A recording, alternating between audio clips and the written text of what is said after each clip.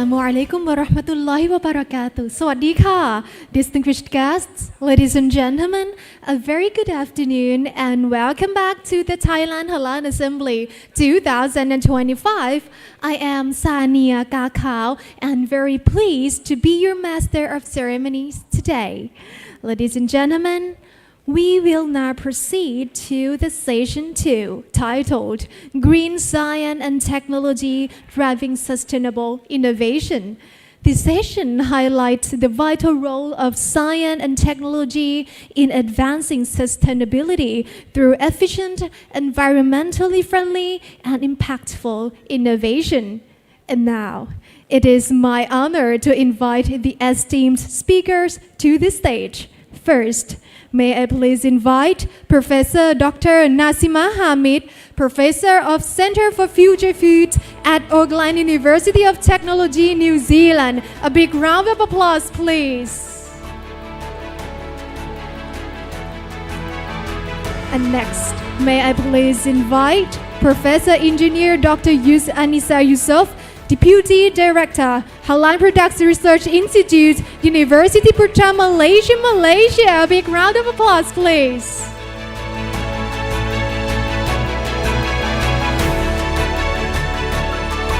And next, may I please invite the following speaker, Dr. Nathawut Kosem, Research Assistant Professor at Kyushu University, Japan. And to share this session, we are honored to be joined by a distinguished professor and expert in biochemical engineering and industrial biotechnology.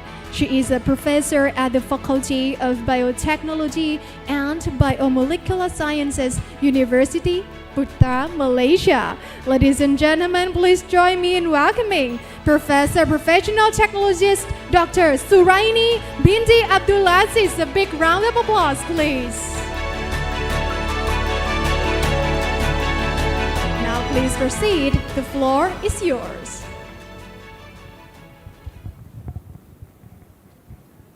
Thank you very much, MC, for the nice presentation to all of you.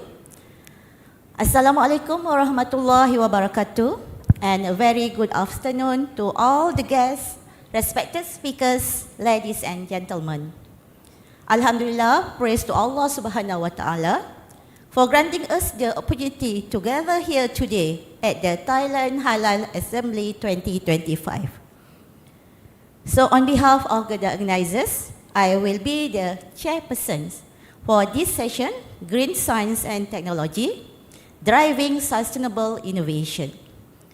So let me introduce our speakers to all of you, and we will have the presentation by the speakers, and the session will end by Q and answers after all the speakers have presented their presentation.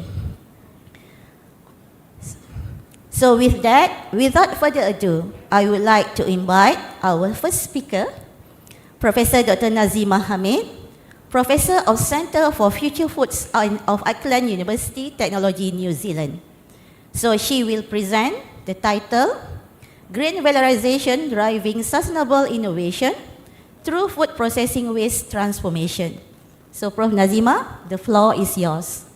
Okay, thank you very much.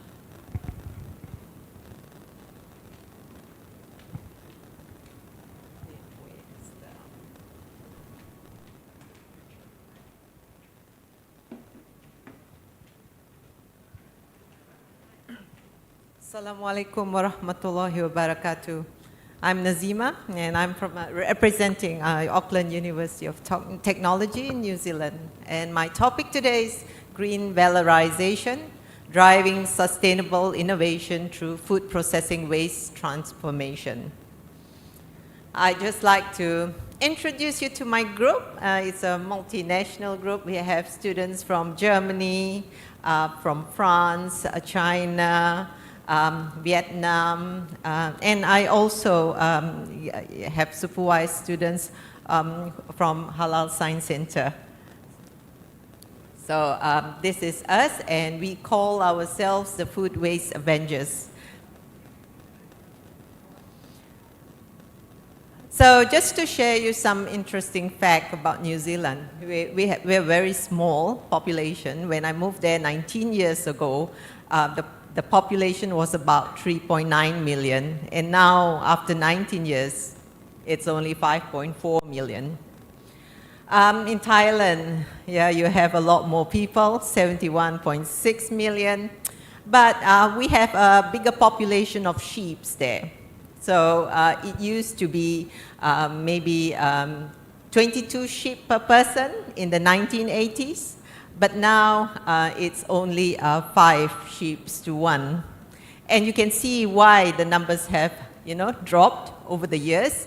And it's all about sustainability, okay? Because just, the meat export used to be the biggest in New Zealand, but now because of sustainability, the economics have changed quite a bit. So where do we get a lot of the waste in New Zealand? So primarily through primary production, because we are an agricultural country. So that's about 37.4%. Then we have the household waste. And then there's processing from food and hospitality and others. So quite a bit from the processing side, if you think about it. So where do this waste go? So this waste would go to other destinations, but mainly to the landfill. But we actually carry out bioprocessing, so that accounts for 43% of where our food waste would go. And some of them end up as animal feed. So this is what we do to our food waste in New Zealand. So they carry out anaerobic digestions, food upcycling, and that's what we do in terms of research at AUT, fermentation, and pyrolysis. So what is green valorization? So it's basically converting food processing byproducts into high-valued products using eco-friendly and resource-efficient methods. So in our group, we look at valorizing inedible byproducts like the seeds, the peels, okay, even fish waste. And what we want to do is to convert them to something more useful. We also want to reduce the reliance on fossil-based materials, and that's why quite a bit of our food waste goes into bioprocessing. And this will support the SDG 12.3. So really what we want to do is to divert those food waste from ending up in the landfills and thereby reduce waste. And companies in New Zealand are quite open about this, because to get your waste into landfills, you have to pay quite a lot of money. So this is the average food loss globally, and you can see that 1/3 of the world's food is wasted. And that's attributed to perishable products like fruits and vegetables, fish and seafood, 30% cereals, dairy products, and meat and poultry products as well. So this is the SDG target 12.3, and it is the United Nations Sustainable Development Goals. And what it specifically say is that it aims to halve per capita global food waste at the retail and consumer levels. So when, the waste that you incur at supermarkets and the supply chain. So you aim to reduce all this by 2030. Oops, sorry. So I just want to talk about the ethics and compliance in sustainable food systems. And basically, sustainability is not just ethical, it's also very cultural. And there are a variety of compliance frameworks to ensure this trust and transparency. And we've heard from Prof. Vinay about, the halal principles. And they are one of the amazing examples of ethical sustainability standards. And you can see this here with with halal principles, it encompasses environmental, social, and economic factors. Yeah, there's animal welfare, food safety and hygiene, and resource efficiency. So, why is this halal principle important? Yeah, because it's important because of fair trade, the green animal breeding. Yes, you want more, rather than have chickens in cage. Animal welfare is important. You want them running in the farm, and eco-friendly practices. Okay, and you can see, you all know how much the global halal food market is projected to be by 2030, and that's what, $5.6 trillion. So I'm just going to cover this just briefly, but because I know other speakers in the next session will be talking about blockchain, so that's really interesting. So just certification ensures compliance with halal principles across the supply chain, and that blockchain, as you know, provides that traceability, and the integration of these two technologies will support ethical sourcing.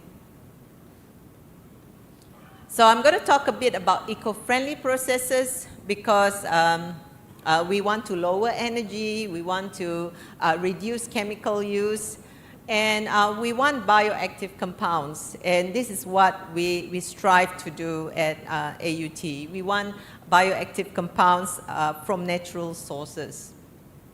And all this to produce safe, functional ingredients that you can use in food. So there are a variety of green extraction methods that you can use. That's like enzymatic hydrolysis, solvent-free methods like ultrasound, supercritical, carbon dioxide, and even fermentation. So these are the green extraction methods that are currently of interest because they bring a lot of benefits to the bioeconomy. So if we are able to valorize those waste byproducts that would otherwise end up in landfills, this is a way of promoting bioeconomy and helps align us with the UN goals of green sustainable development. So New Zealand's got a potential for bioeconomy. It is a small population, but we've got a big country. So we have abundance of land, water, and we have very strong primary industries. We're not heavily reliant on fossil fuel. In fact, energy in New Zealand, 85.5% is renewable energy. We get energy from wind, the sun, hydro, and even geothermal. And so these are all favorable conditions for transitioning to a plant-based economy because currently it's animal-based. So that's with a carbon footprint of 3.3 billion tons. Food waste is actually a major contributor to climate change. So I'm going to talk about a few innovative projects that support sustainability that's carried out at AUT.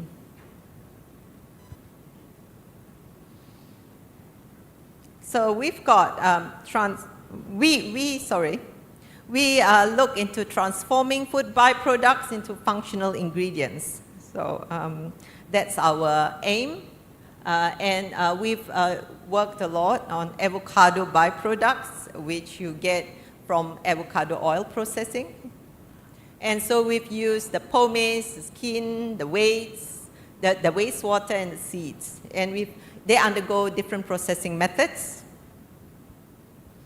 to produce functional ingredients. And this is one of our products. We took the wastewater, spray dried it, and then we had we had a powder that we could eventually use in food. And we used it on sausages, and we compared it against a known chemical lipid oxidation, something that can reduce lipid oxidation, and it fared very, very well. So you see, instead of using chemicals, you can get waste from your avocado seeds and turn it to a preservative. We've looked at the seeds, and with the seeds, it's really special. It's got quite a high content of carbohydrate, and what we've done is there's still quite a bit of polyphenols, and we've actually made some extruded snacks from it. And this is something that we are looking at patenting by one of my colleagues. So we need to overcome bitter taste, but despite that, it's high in antioxidants and low in toxins. So that's work in progress. I've also worked with fermented roasted avocado seed powder, and this is something that I've just submitted for publication, and it looked to be an amazing lipid oxidation agent. And we use beef patties, and it could reduce lipid oxidation even more than your chemical preservative. So that's quite exciting. And this is some of the results, but I'm not going to go into it. But if you see the A here, yeah, you can see a lot of the fatty acids that contribute to rancidity are not in the avocado seed powder treated patties. We use enzymes for hydrolysis, yeah, and that's something that is quite interesting. And this is Atisha, my PhD student, and he's looking at fish byproduct valorization processing. So he looks at enzymatic hydrolysis and characterizing the proteins, looking at the hydrolysates, yeah, looking at the green extraction methods, and that's what we do. Okay, just one more.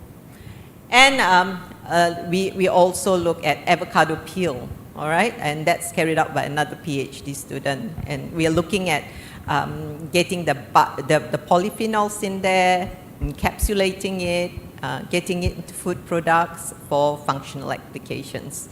So this is just showing you some of the things that you can do if you put your mind to it. You know what you people throw away. Yeah, so we get all this waste very easily. People give it to us for free, but you can get something of value that is even better than the chemical alternatives out there. Thank you. Thank you, Prof. Nazima, for the excellent presentation.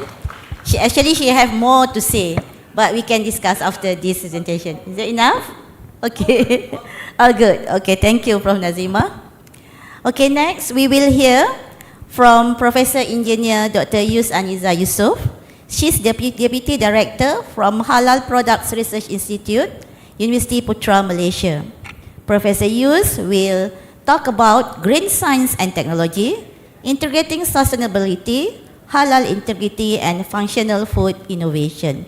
Okay, Prof. Yus, the floor is yours. Okay, thank you. Okay, Assalamualaikum warahmatullahi wabarakatuh, and good morning. Thank you, Madam Chair, Professor Suraini. Okay, I will be presenting on green science and technology, integrating sustainability, halal integrity, and functional food innovation. As been introduced by Professor Suriani, I'm from Halal Products Research Institute, IPPH, UPM, and also lecturer in the Department of Process and Food Engineering, University Putra, Malaysia.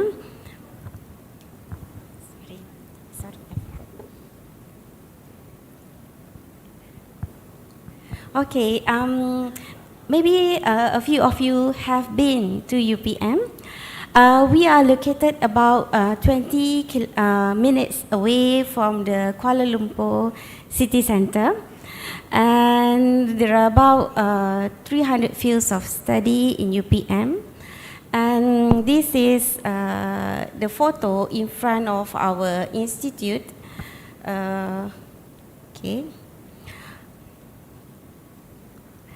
Right. My presentation will cover on the integrating sustainability, on green science and green processing, functional food innovation, and a bit of sharing on our commercialization journey and halal integrity. So, green science. When we talk about green science, yeah, it is the application of environmentally sustainable principles in scientific research, production and consumption. It drives into reducing environmental impact through eco-friendly materials and processes, minimizing waste and pollution in manufacturing and consumption, as presented by our first speaker, Professor Nazima, promoting renewable resources and energy efficient, encouraging sustainable development and meets present needs without compromising future generations. Therefore, the integration of green science into halal practices gives rise to the concept of green halal. So we will be covering a little bit on green processing technology. For example, here we have energy efficient drying. So when we are using energy efficient drying process, for example, on solar or hybrid dryers, it reduces energy compared to the conventional methods with better nutrients preservation. And by integrating halal, yeah, for example, if we are using non-contact drying system, therefore we can avoid any cross-contamination to the product. As presented also just now by Professor Nazima on solvent-free extraction.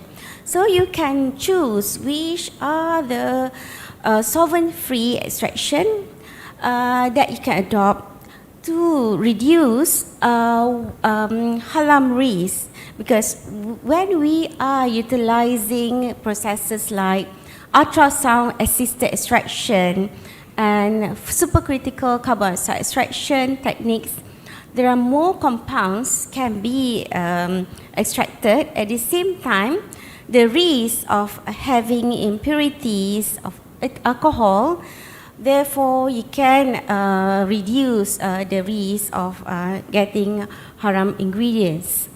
And with the solvent-free methods, it will align with halal purity standards. Okay, then on the clean label formulation, because nowadays the awareness among the consumers are increasing, people will look more into healthy option. They will read the labels, right, before purchasing any product. So like product development using minimal recognizable ingredients with no synthetic derivatives, additives, to deliver functional benefits while ensuring transparency and natural appeal.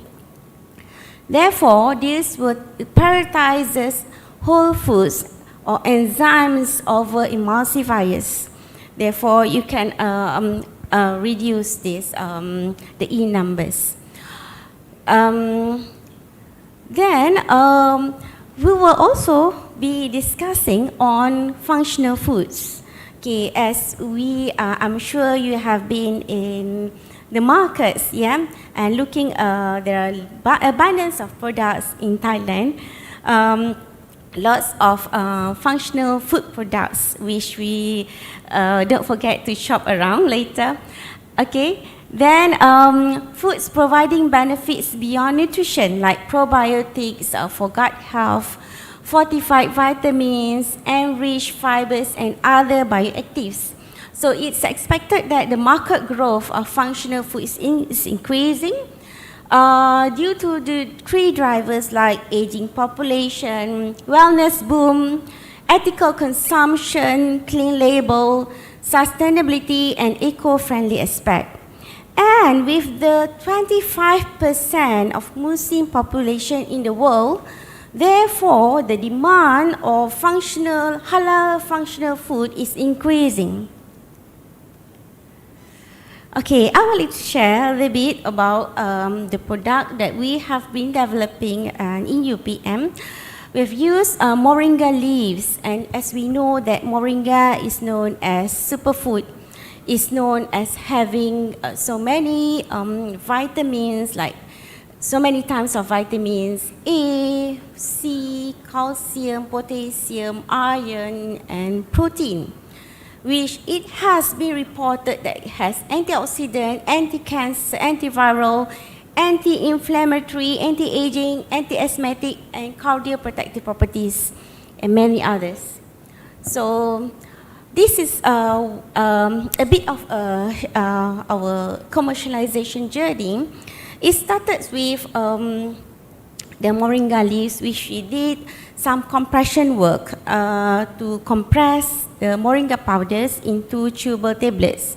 Because currently the available form is in the form of like capsule or powder, which is, we would like to provide something more convenient, easy to be consumed without water. And upon patented it, with the support of our Tech Transfer Office, we at InnoHub Putra Science Park UPM, we were exposed to how to commercialize the product. Of course, there's various meetings or with other potential companies that were interested to embark into this product. Then, after a while, we were like, why not we form a startup at university, okay, under the InnoHub program, so that we can bring the research from the university to the market. Therefore, a startup called 𝑁𝑯𝑨𝑵𝑫 was formed, and we have licensed this product from UPM. Therefore, the licensing as well as later if the sales, we will be also paying for the royalties. And these are some of the what we have done on product enhancement. Okay, upon research at a university, there is the green bottle, and the green box was the initial product that we have came out using dextrose as sweetener for the chewable tablets. We were using dextrose, however, we would like to have more healthy option. So therefore, the brand has been upgraded into lighter color packaging and utilizing monk fruit as sweetener, which is a healthier option. It has zero glycemic index, and it will not affect the blood sugar or insulin levels, safe for people with diabetes. So, and we have also applied for Halal certification. We got a Halal certification from JAKIM, Malaysia, and it was produced at GMP certified factory. And under my STI is under Malaysian Science Ministry for logo of innovating product. And through the journey for commercialization, there are various supports that we've got. For example, business guidance from Bioeconomy Corporation Malaysia, MTDC, Malaysian Technology Development Corporation has been very supportive. We were under this program called Bio Innovation Launchpad, where we were exposed into how to commercialize the product, some elements of financial, and that is in terms of the business aspect. On research, we still keep on continuing because the current product, it was classified as food. Therefore, we were looking into with various collaboration like Institute of Medical Research Malaysia, Nuclear Agency Malaysia, UITM, and My Aging is the aging institution, where we, from our preliminary work, with IMR, where we were looking into the effect of the moringa chewable tablets with Alzheimer drug. And it turns that from the preliminary result, it is about 60% effectiveness to the drug, which is called donepezil for Alzheimer patient. Well, that's our preliminary result. That's the photo of our ongoing research that we are looking for the rats, which is still ongoing. Therefore, we hope that with this current work, we could support Alzheimer management. Okay, therefore, I would like to conclude, green halal is no longer optional. It is a strategic necessity where sustainability, halal integrity, and technology converge to deliver ethical, trusted, and future-ready food systems. Green processing enables halal innovation at scale, reducing waste and contamination risks while supporting clean label, functional foods that meet both regulatory and consumer expectations, translational ecosystems, draft impact where indigenous bioresources, halal assurance, and commercialization pathways collectively transform research into resilient, high-value halal products. Okay, thank you. Thank you very much, Professor Aziza, for the comprehensive presentations. So please reserve your questions by the end of third speaker presentation. So we will hear the last speaker for this session, Dr. Nutawut Kosum. He's the assistant professor from Kyushu University of Japan. So the title of his talk today, Hydrogenists, Unlocking Nature's Secrets for Green Hydrogen. So, Dr. Nutawut, the floor is yours. Assalamualaikum warahmatullahi wabarakatuh. And good afternoon, everyone. It's my pleasure to join the event, Thailand Halal Assembly 2025. Today, I will talk entitled Hydrogenists, Unlocking Nature's Secret for Green Hydrogen.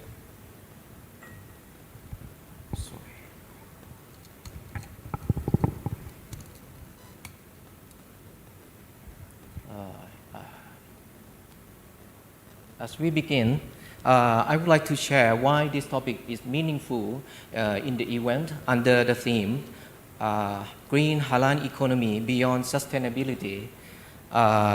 Green technology aims to reduce environmental impact, while halal principles emphasize purity, responsibility, and ethical stewardship. When we bring these two concepts together, they guide us to the same goal, protecting our faith and our home, the planet.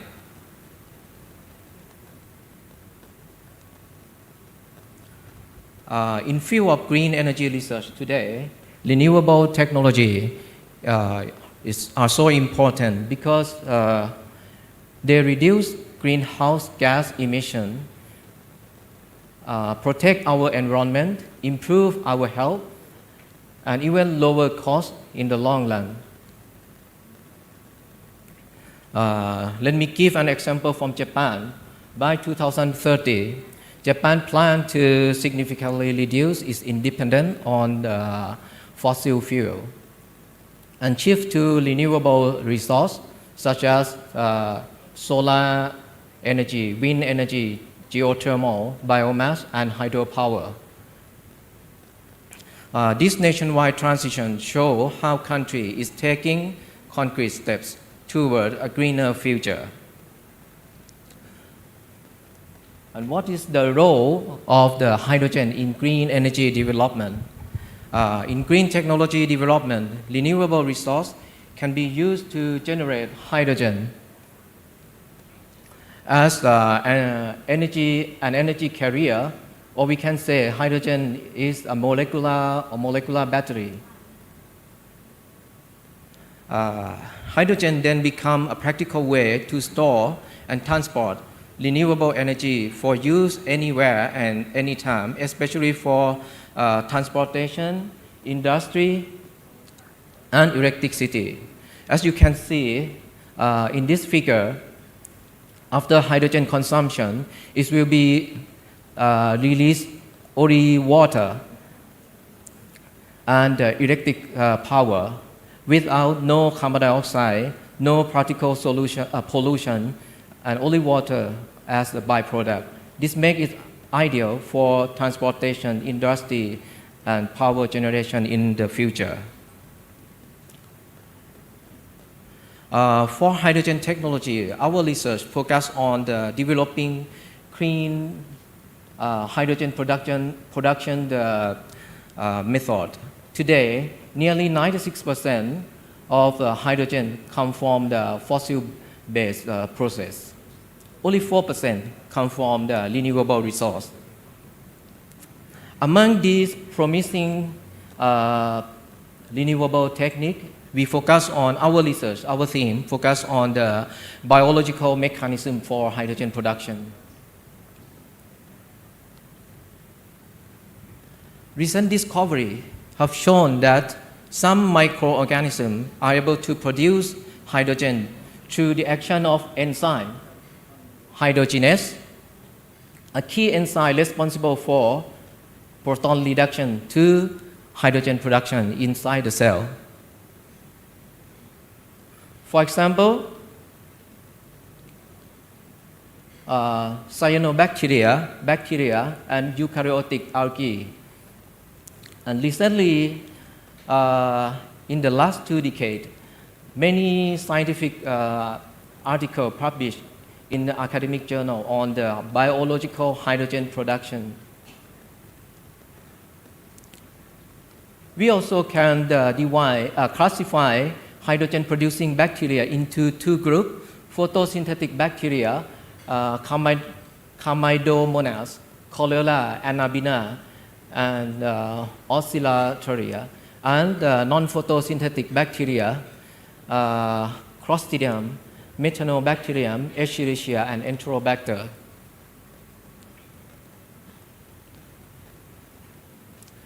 Anyway, wild-type strain often show very low growth rate and low hydrogenase enzyme inside the cell. To overcome this, genetic engineering approaches have been applied to enhance enzyme expression inside the cell and efficiency. Importantly, this genetically modified strain become much more efficient and suitable for large-scale production. In our research, we extract 4 genes from the Clostridium, high A, E, F, G, and bind to the plasmid vectors, and then transfer into the host cell, such as the E. coli. Based on this process, we obtain a powerful biocatalytic bacteria for hydrogen production.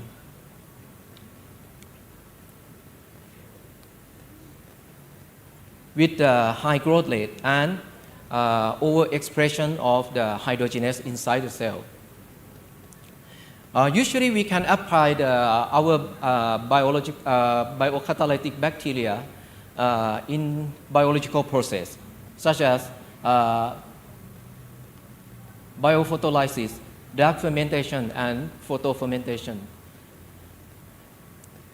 But to avoid carbon dioxide emission from the regular biological mechanism, we construct novel hybrid system named photobiocatalytic hydrogen production system, combined between solar energy and biological power.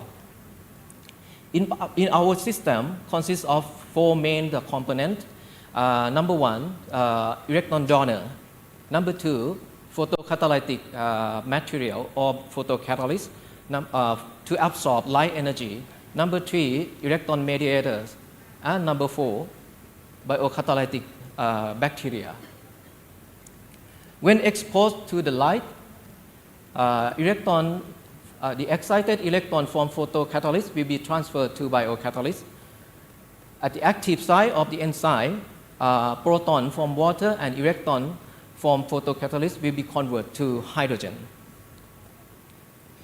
In the dark side reaction, the result in this study show that the hybrid system significantly enhanced hydrogen production compared to the natural system, only the E. coli cell.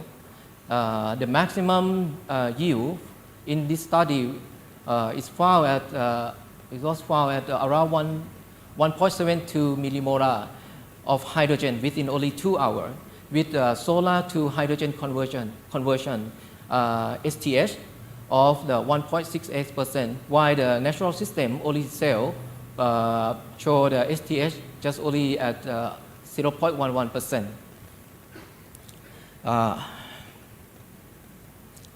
This clearly confirm how we success to establish the solar energy and biological power for hydrogen production. In conclusion, we successfully established a new hybrid system that combines solar energy with biological power, achieving the strong hydrogen production with zero carbon dioxide emission. This novel strategy not only overcome the limitation of natural system, but also demonstrate a powerful nature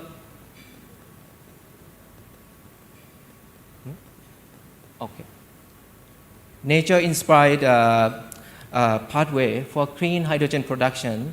Our approach represents a promising candidate for future. In future plan, we plan to use encapsulation technique to stabilize our enzyme for long-term activity and move our system closer to the real commercial scale application. This slide shows some achievement published in academic journal. Catalysis for example, in Catalysis Science and Technology, Applied Catalyst A General, Applied Catalyst B Environmental, and ACS Sustainable Chemistry and Engineering. Please feel free to explore this work. And before ending this talk, I would like to take a moment to introduce my city, Fukuoka, the largest city in the southern part of Japan on the Kyushu Island. Kyushu University is my workplace located in this beautiful city with wonderful environment for study, research, and collaboration. Now, at least 300 Muslim students and staff members, 3 Muslim prayer space, and 2 Halal restaurants in the campus. You can enjoy in this campus. In Fukuoka City, there are many attractive places to visit, such as the Saifu Tenman for cultural and historical experience, and Fukuoka Tower for a beautiful city view tour. According to my experience, Fukuoka truly offers a perfect balance of the tradition, modernity, and nature. Importantly for Muslim visitors, Fukuoka also has a mosque, Fukuoka Masjid, found in 2009, which warmly welcomes travelers from around the world. And in addition, Alhamdulillah, we have an international Islamic school to support our kids in Japan with international mindset and strong iman. You can see every morning kids join the Quran class to study basic Quran memorization before their regular subject. Yeah, thank you so much. Yeah, for your attention. Finally, I would like to say, quote something from the hadith of the Prophet. Indeed, the world is sweet and green, and indeed Allah will make you successor in it, and will see you act, Yeah, Sahih Muslim hadith number 2742. Thank you so much, and welcome to Fukuoka.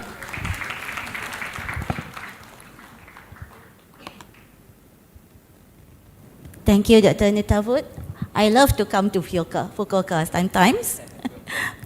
Okay, thank you very much to all the three distinguished speakers. So the focus of this session is highly relevant and timely, addressing the key challenges and opportunities within the halal landscape.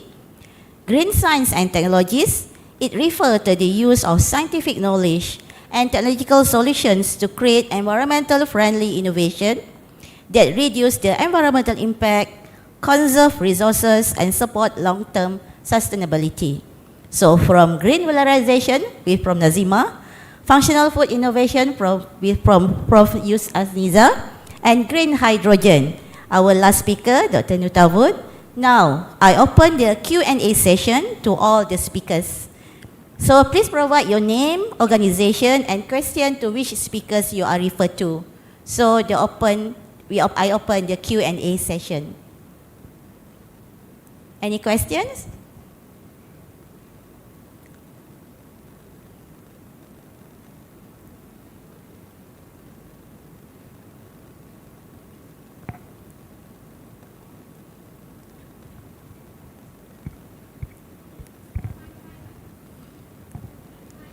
Yeah, microphone and the mic.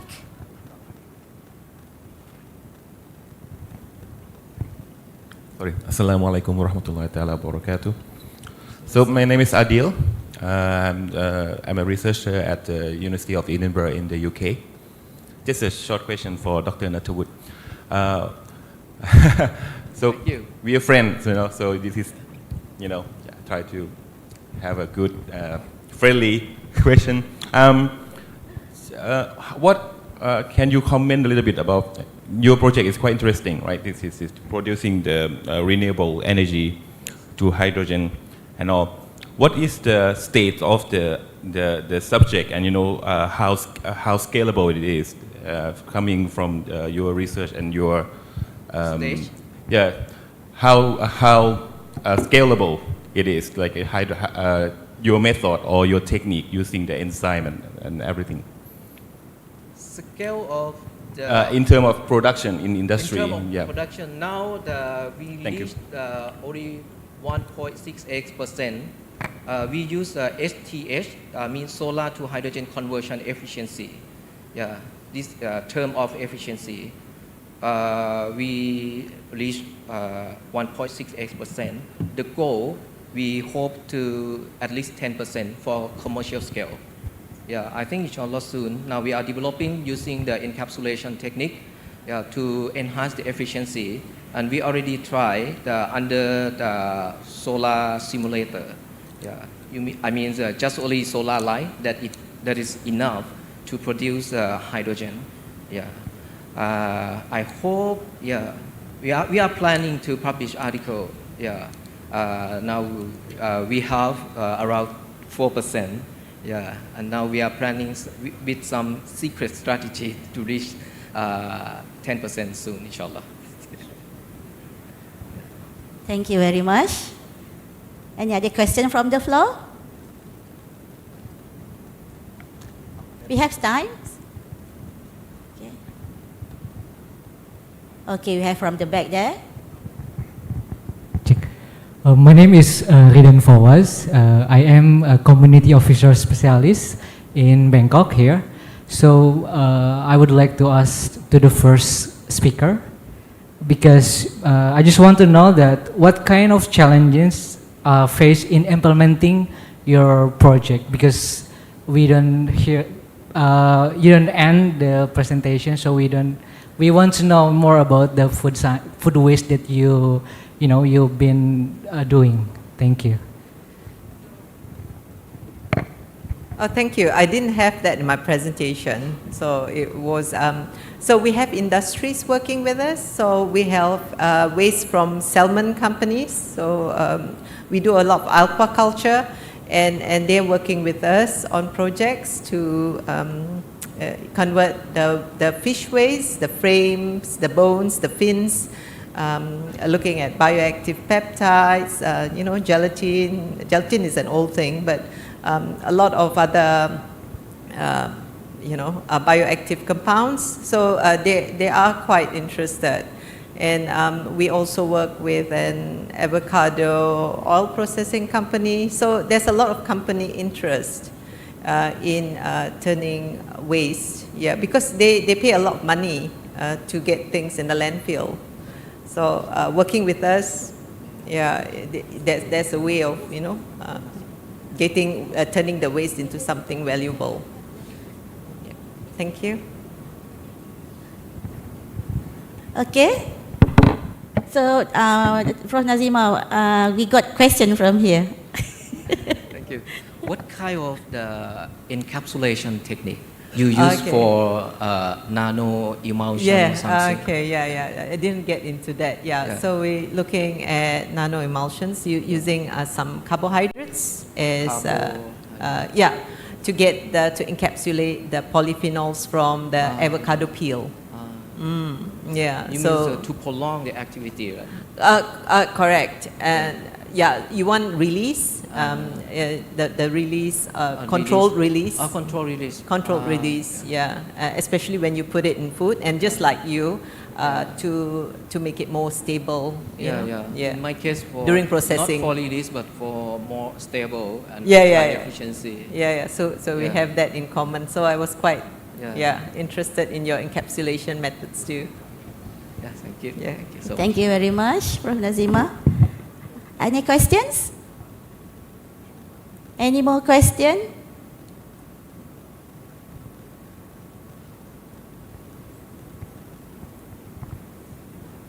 Thank you. Thank you for your presentations. This is Zahra Al-Harousi from Oman. And my question to the third speaker about the production of hydrogen through incorporating the genes of hydrogenase in E. coli. So my question is about the stability of these genes in E. coli. Are they going to be stable or maybe prone to mutations in the future? How you are checking that they are stable? Then another part, question about the raw materials that you can use for growing E. coli. Can you use, for example, waste materials for growing E. coli, and it will be really also beneficial in that way? Thank you. The recombinant E. coli with hydrogenase genes inside the cell is stable. We can, only one time we can prepare and stock at -80. It's stable for at least 1 year. And to culture bacteria, we use growth medium, LB broad. And then we collect only cell. After cultivation, we collect only cell and keep in the -80 for experiment, anytime. Okay, we have question from the front. Yes, Sheikh Shabir Maisami from Pakistan. First of all, congratulations to the organizers of Thailand Halal Assembly 2025. I really appreciate the speeches which were given and the research work which was shown. I'm really impressed. But one point is that why these things are not being spread as it should be. Especially what my sister showed about the concept of a special thing which is going to take place, sugar, which is very badly needed in the world. You see, diabetes has been a very big killer, and the sugar is a very big culprit. If halal, alternate is available, why not we at least spread? I have taken the photograph and I will send it to those who are marketing, because being in this halal industry since long, but at least, sister, please try to present these things more and more so that we benefit out of it. And this session was the most informative for me. Thank you. Thank you very much. To add from the speakers, Prof. Yus Aniza, she got the product from Moringa. I'm going to ask her, did she bring the product here? If she bring, she can share with some of you. Prof. Aniza. Okay. Thank you, Prof. Yeah. Thank you, sir. This is a product. Yeah. Actually, it started from my PhD student from Pakistan, where we started the work to overcome, to produce a supplement for malnutrition for children. Then when we started introducing it, the adults are also interested with the Moringa product. So that's how the technology we grow. Yeah, thank you. She got the products. Yeah. Oh. I'm sorry, it can be made available free of cost from Pakistan. So this is also a way so that it can be used for the humanity. And Islam has come for the humanity. Yeah, great. Great to hear that. Opportunity for us, right? Yeah, sure. Okay, any more questions? Okay, if there are no more questions, I would like, okay, one more question. Okay, I allow Assalamu another question, okay. Assalamu alaikum, myself Dr. Najam from India. My question is with Sister Yusoniza from UPM. So I saw your slide about the Alzheimer's clinical trials related to that. So my question is, do you have any idea the dosage form of the Moringa to get the benefits? Like in the crude form, at least we have to take 20 grams a day. But in the extraction process, like which you are using, I think, so you're using the extraction. So if it is the 10:1, then how much of the real Moringa extraction is used in your tablet? And what do you think, how many tablets a person needed for the daily consumption? Okay, currently recommended is about 500 milligram per day. Since our dose is a quite low dosage that we have used, in terms of recommendation, like for Alzheimer, it's still ongoing. So I cannot give any answer yet for the result. The question is like your one tablet have how much of Moringa extract? About 10%. 10% of Yeah. Moringa. The remaining is the Sugars, the healthy sugar. only the healthy sugar and the binders, correct? Yeah. Yes. Okay, thank you. The advantage is that it's good for people with dysphagia. They can just chew the product rather than consume that by swallowing it. Yeah. Yeah. Thank you. Okay, thank you very much. One second, I have another question. Like, why it is only means 10%? Like, what are the issues you are getting to increase the ingredient in the one tablet? Like, you can add 30%, 40% of extracted moringa in one tablet. Like, in India, we are using moringa tablet with at least 70% extraction. We have 500 mcg tablet in India in my company, and we are using 30% binders to make it a tablet. So is it possible with the chewable tablets? Because we want to balance in terms of the taste. Yeah, or else it's not going to be appealing to have very high concentration. Yeah, thank you. I got it. Thank you. Okay, thank you very much. Since we didn't have enough time, I only allow for another one more question from the floor. Any more question? Okay, please. One more. One last one question.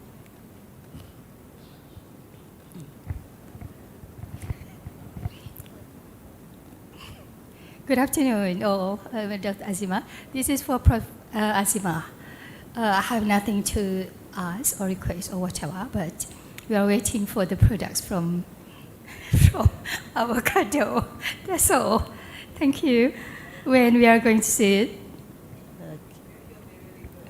Yeah, thank you. Okay. Thank you very much to all the audience for the very interesting questions. So before we end the session, let we acknowledge our three distinguished speakers in our usual way. Thank you very much. Thank you very much to our speakers and also the chairpersons for a clear and thought-provoking exchange. And before we proceed to the next segment, I kindly ask all of you to scan a QR code on the screen or on the back of your name badge under the documents section to evaluate the session we just had. Your feedback is valuable to us, whether it was helpful, what additional information you would like, or any suggestion for improvement. This will assist the organizers in enhancing future events. And additionally, those who complete the evaluation will receive a certificate as a token of participation in the Thailand Halal Assembly 2025. All right, thank you very much for your cooperation. We will now conclude the evaluation process. And next, we will now proceed with the certificate presentation. Now, may I please invite Assistant Professor Dr. Vanida Noppornpan, Advisor to the Director of the Halal Science Center, Chulalongkorn University, to the stage to present the certificates of appreciation. Please welcome a big round of applause, please.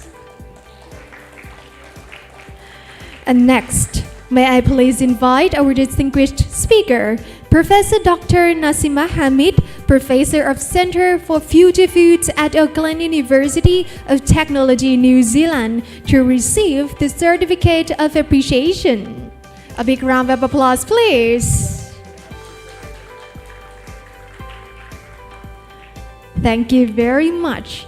And next, may I invite the following speaker, Professor Engineer Dr. Yusuf Anissa Yusuf, Deputy Director Halal Products Research Institute, University Putra Malaysia, Malaysia, to receive a certificate. A big round of applause, please.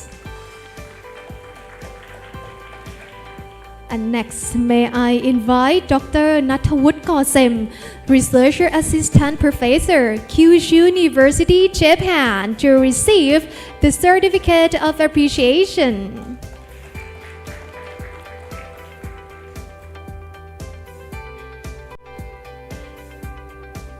Thank you very much. And lastly, may I now invite the chairperson, Professor Professional Technologist Dr. Suraini binti Abdul Aziz, Professor at Faculty of Biotechnology and Biomolecular Sciences, University Putra, Malaysia. Thank you very much. At this moment, I kindly invite all of you on the stage for the group photo session. Please. Ladies and gentlemen, as we capture this group photo, I would like to reflect briefly on the value of this session. Today's discussion has highlighted how green science and technology provide practical pathways toward sustainable innovation. The session has progressed smoothly, bringing together scientific knowledge, technological advancements, and real-world application. Ladies and gentlemen, a big round of applause to our chairpersons and also the speakers, please. And also thank you very much, Assistant Professor Dr. Vanida Noppornpan, for presenting the certificates of appreciation. And now, we are now entering the oral presentation sessions on AI, blockchain, and business, part of the International Halal Science and Technology Conference 2025, or ISTEC 2025. This session is dedicated to academic research submissions that have been carefully selected for presentation today. Notably, this year has seen an exceptional high number of submissions, significantly more than in previous years. ladies and gentlemen, and before we proceed to the oral presentations, it is my great honor to invite the co-chair of EasyTech 2025 18 academic and the founder of Chief Executive Officer Research Synergy Foundation Indonesia, Dr. Hendrati Dwi Mulyaningsih, to share an introduction on the global research ecosystem. Ladies and gentlemen, please join me in welcoming her to the stage. A big round of applause, please.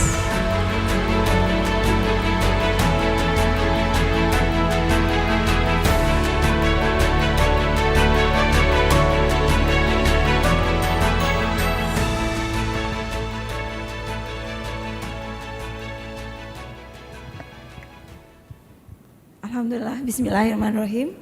Assalamualaikum warahmatullahi wabarakatuh. It's my honor to be here, and this is our 7 years for the collaborations between Research Synergy Foundation and also Halal Chulalongkorn University. And I do glad that all of you here as the participant, I can see that there are a combination between great scholars from all around the world, and we come here for the same interest regarding with how we can enhance, make any contribution and create the impact. Okay, I would like to introduce regarding with the Research Synergy Foundation as a part of the support system of this conference. And in this slide is the perspective is different than maybe another slide, because in here I would like to say regarding with our perspective as a support system and also as a research hub for all of the scholars. Okay.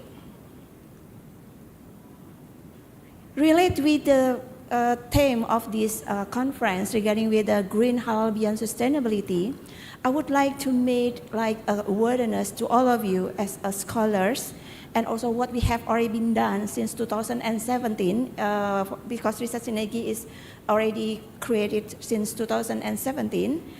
We say that faith meet the sustainability is a must.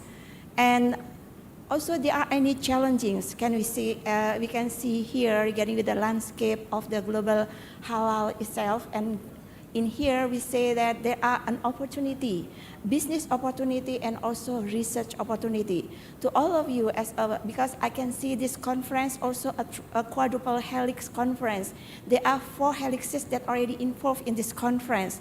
There are society, academicians, industry and also government. So I think there are many opportunities that can become involved by all of the helixes here. And I can see also there are a business opportunity. Alongside with that, it is also a research opportunity to all of us here.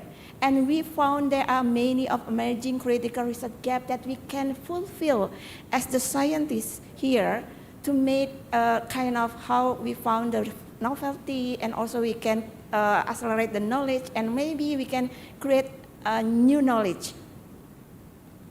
Okay. And we found that there are a connecting dot between Islamic principles and also modern sustainability. It's already being stated actually in Al-Quran and Hadith. And then we can see that regarding with the stewardship of earth as a caliphah, we constantly regarding with the environmental protections and then avoiding israf regarding with the waste. So in modern sustainability also talking regarding with the zero waste initiative. Islam already noted that. And then it's regarding with the ihsan, how we can how we made an excellence and also compassion, and it is regarding with ethical, how we treat fairly to everyone, and also the animal itself, and maybe all of the support system in this halal environments. And then mizan itself, balancing to the nature, how we consider regarding the environments. We consider regarding the triple bottom line. We live in one planet, and we are also have to consider regarding with our planet. And then adil, justice for all creation. So this is regarding with the green halal supply chain, regarding with the fair trade, and also how we can make any emphasizement in green halal, in maybe in regarding with fair wages for all of the people that involved over there, and also from the farm to fork, the process, and etc. And this is the what we can see as a researcher hub here, Research Synergy Foundations. We can see that there are an emergence of the demand-driven research in green halal because it relates with the industry. It relates with the customer that they are really eco-conscious regarding with the sustainability itself. So I found there are four challenge, and also this is opportunity to all of us as a scientist and also industry. Everyone has their own role regarding with this one. For example, for the environment, the awareness of borrowing from the future. This is really important one. Maybe the scientists from the environmental study, sustainability, and etc. They can also focus on how the concept of borrowing for the future. There are many things that we can enhance, that we can try to make any awareness or emphasizement in all of your research. And then regarding with the social impact, regarding with the community investments, regarding with the empowerments and how we can involving the society, how we can pay it forward to the society and how we can pay it forward to the environment and etc. And then the circularity itself, regarding with the restorative, regenerative by design, regarding with the waste circularity and etc. So there are many opportunities that you can also found in many things in this green halal research landscape. Okay. And then why a global research ecosystem is essential? Because since 2007, the Research Synergy Foundation have a global research ecosystem that consists more than 45,000 scholars from all around the world. And this is why Research Synergy Foundation matters, and for us as one of a part of this Khalifah also, this is our responsibility regarding with how to be impactful to all of the people and to the humankind. This is Koreanas and Faumlinas that we are also being one of our tagline. Okay, so this is goes to our introduction regarding with our foundations. And right now we are having more than 45,000 up to November 2025. And yeah, and the increasing number of participants, it come from government, it come from industry, it come from academicians especially, because we are encouraging a lot of research. Every year we have, for example, every year we have more than 20 international journals, and it is collaborate with the many university, as like this conference. And then this is our ecosystem that already created since 2017. For example, for the Scholar Event, this conference supported mainly regarding with the submissions and also regarding with the review, regarding with the journal recommendation and etc. With our system, it's called Scholar Events. It's already conducted more than 250 international conference since 2017. And then the participants that already participated in our conference is more than 20,000 up to now. And then this is regarding with upholding integrity regarding with the scientific process. We are also supported by a reviewer track. Review track is our reviewer hub actually, and we are supported by more than 2,000 reviewers that accommodate more than 2,000 research fields. For example, this conference, there are 25 research fields. So that's why before we have conference, if we don't have any reviewer on that, so we try to call for reviewer for that. This is the way we are upholding the integrity regarding with the scientific process in all of our scientific forum. And then since our stakeholder is not only the academicians or the researcher that would like to publish in some reputable indexed journal, but our stakeholder is also publisher that they are also need, or maybe they are really encouraging all the scholars to have a good publication in their journals. So that's why we try to minimize the gap between editorial requirements from our partner, especially for the Emerald and Tara and Francis, because we are affiliate obviously with them, and we try to minimize the gap between author capacity in our members and also the editor requirement. So that's why there are many of scholars that already been published in many reputable indexed journal affiliated with Research Synergy Foundation, and also under the umbrella of Research Synergy Foundation, we have publishing house, it's called Research Synergy Press. This year, we have 20 international journals, and next year it will be added 3 more international journals. And then, okay, wait, sorry, one more. And then another support system is called Global Research Ecosystem. So this is initial community, and it can be, it will become maybe a blockchain of our community regarding with the research itself. And up to now, for example, this conference is supported by our Global Research Ecosystem in community. There are 2 keynote speakers is also come from our Global Research community, and then the audience or the participant, especially for the online one, it also registered into through this system. And up to now, we have more than 170 attendants and also participants online and on-site. It comes from our community platform. Okay, and how Research Synergy Foundation have been having role and responsibility in the emergence and establishment of the green halal research through our global collaborations, because we have more than 45 scholars from all around the world. So this is the connecting dot, Global Research Ecosystem. We are already creating global social impact with more than 45 beneficiaries that already having benefit from our programs. And since we also know that Global Halal is a global knowledge ecosystem challenge, so we try to integrate halal science, sustainability, and technology, and then we encourage it, the market-driven research, so the industry can also asking for the academician also can adjust with the need of the market or the industry, and also academician also can collaborate with the government regarding with the policy making and etc. Okay, and this is one of our action regarding with our establishment in supporting regarding with the halal science itself. Since 2021, ISATEC already collaborated with us, and then the increasing number of participants, they are every year they are always increasing numbers. Okay, and then now we have 204 participants from all around the world, and it is also participated by 22 institutions for the affiliations. It comes from not only from the university but also from the government and industry. Okay, and this is also the way how we create the impact actually.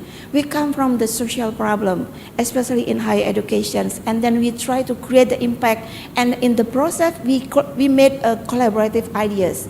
In this process, we try to make any discussion and etc. to make any co-creation program regarding with what we can do to make, for example, for the government, what we can do to make the research can support regarding with the policy making and etc.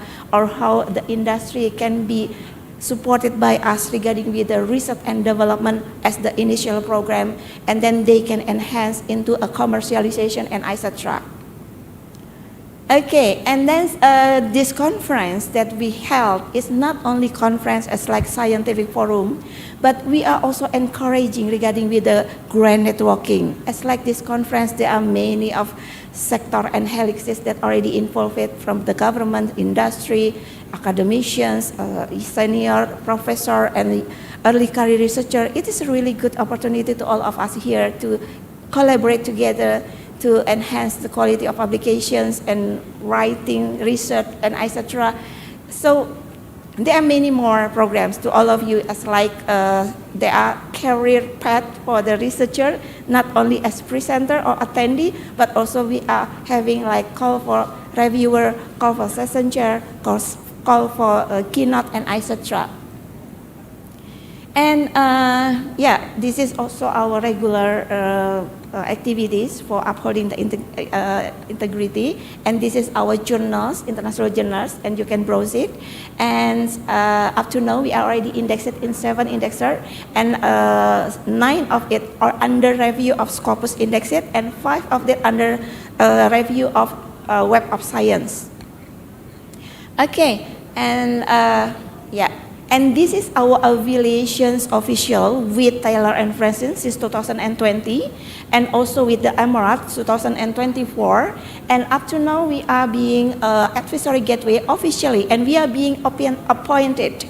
And the Asia Pacific that being appointed only 2 institutions, Fukuoka University, that I know that there are Fukuoka University scientists here, and our Research Synergy Foundations. And we are the founder, Miss Santi already here also, and me and Miss Ani is become the advisory gateway of this one. And it is already indexed in Scopus, especially for the life science, biochemical, and etc. For the art and humanities, it's already indexed in Q2 and Q1. Okay, and this is, there are 50, only 50 advisory gateway, and Research Synergy Foundation is a part of it, and there are also Fukuoka here, and from the Asia Pacific. Okay, and this is the research partner of Research Synergy Foundation, and many more, because we are ongoing. There are many of MOU signing with Research Synergy Foundation. For example, in September 2026, we will have collaborations with Arab Open University, and we will have conference in Riyadh, and also we will have Umrah together alongside with our conference. And then we are also having conference in Tom Young University, Busan, especially for the supply chains management scientists. So we invite to all of you to join in our program with the Tom Young University in 3rd July 2026. Okay, thank you so much for the attentions, and also this is our journey in 7 years, and taking time to talk regarding with our journey. And then get in touch with our research synergy team, and let's make a better world by create impact, kindness and homeliness. Thank you so much. Wassalamualaikum warahmatullahi wabarakatuh. Thank you very much, Dr. Hendrati Dwi Mulyaningsih, and please kindly remain on the stage for the certificate presentation. Next, may I please invite Assistant Professor Dr. Wanida Noppornpan, Advisor to the Director of Halal Science Center, Chulalongkorn University, to the stage to present a certificate of appreciation to Dr. Hendrati. A big round of applause, please.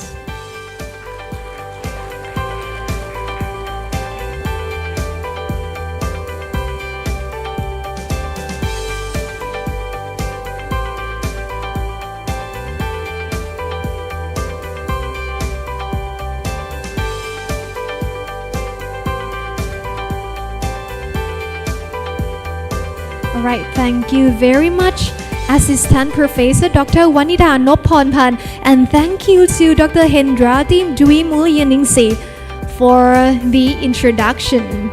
And before we begin, I would like to briefly go over the presentation protocols.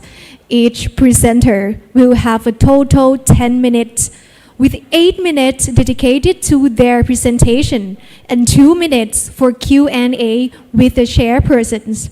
There will be a ring when the presentation time is up after 8 minutes. Additionally, another ring will sound when the Q&A session time is over, completing the full 10-minute time frame. And now, for this session, we are honored to be guided by our distinguished chairpersons. The first chairperson is Professor Engineer Dr. Sharil Abdullah from the Department of Mechanical and Materials Engineering, Faculty of Engineering and Built Environment, University Kebangsaan Malaysia. Please welcome him.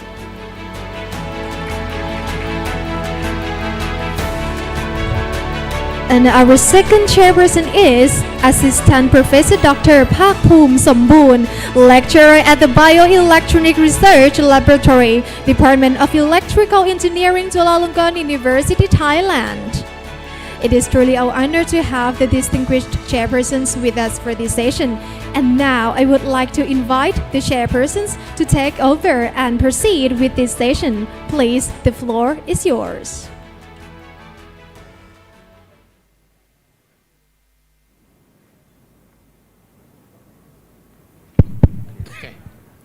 Thank you.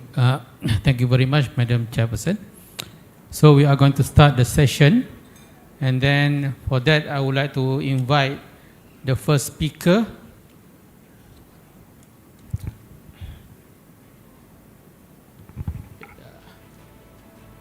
Okay, our first speaker is Pangeran Siti Rozaidah binti Pangeran Haji Idris from University of Brunei Darussalam. And then her the title of presentation is Halal Integrity in Heavy Industry, a Governance, Leadership, Sustainability Model for Heng Yi Petrochemical Complex. The floor is yours. Thank you. Okay.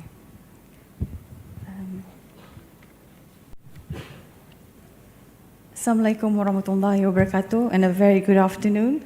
It is my pleasure. My name is Pangeran Dr. Siti Rozaidah. You can call me Dr. Rosie. So on behalf of my co-author, I will be presenting my presentation for today, which is Halal Integrity in Heavy Industry.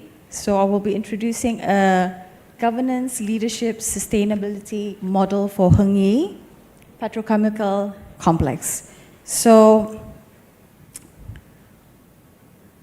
the industrial halal gap is to look at halal governance has historically focused on more consumer-facing sectors. So however, major industrial systems, especially petrochemicals, require a far more sophisticated understanding of halal integrity.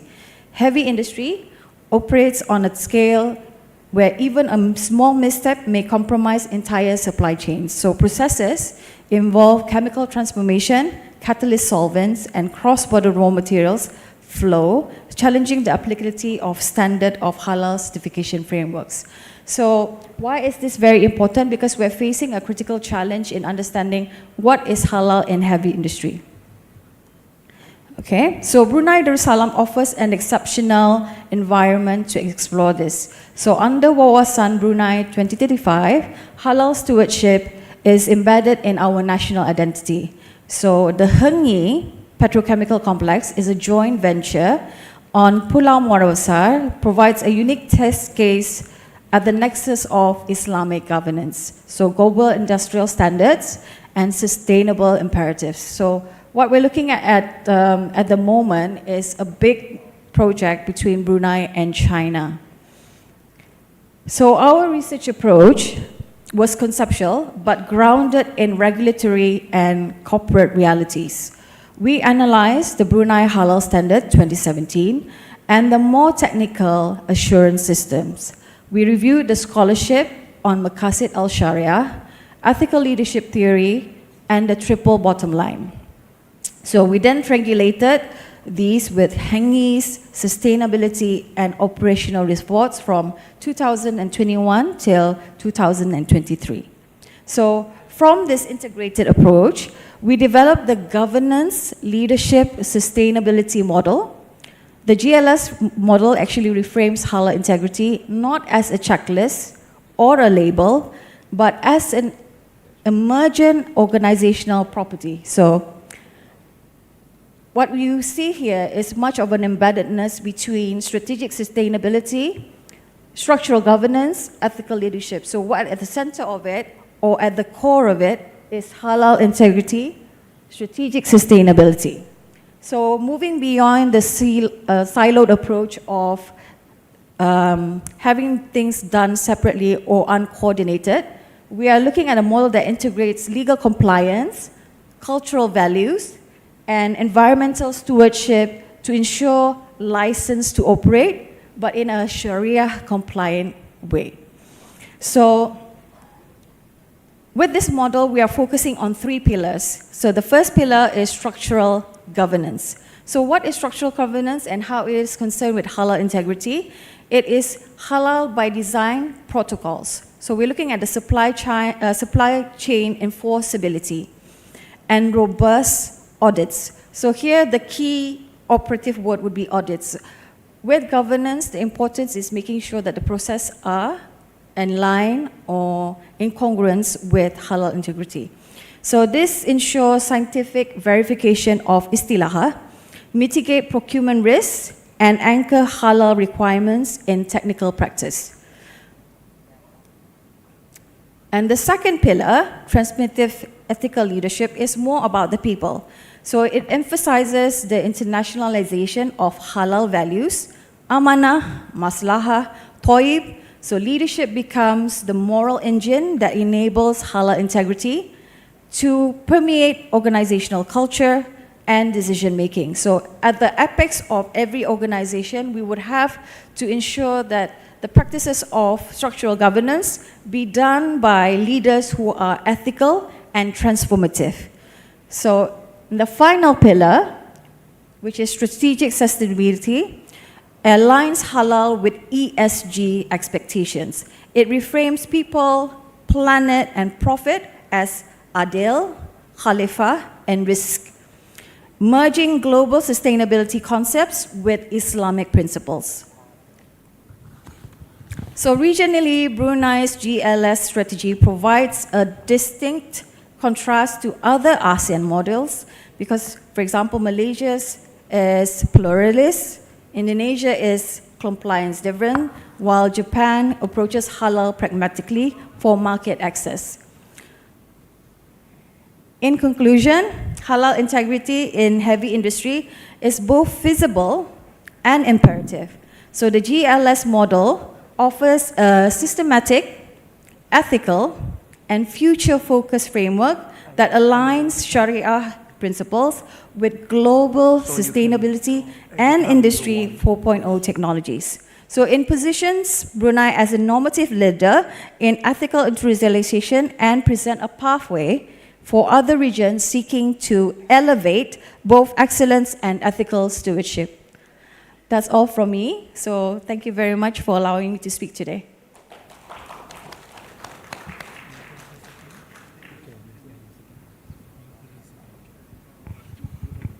Okay, thank you very much, Professor Rosida. Yeah. So now the Q&A section is open. So the question and comment are most welcome. Please.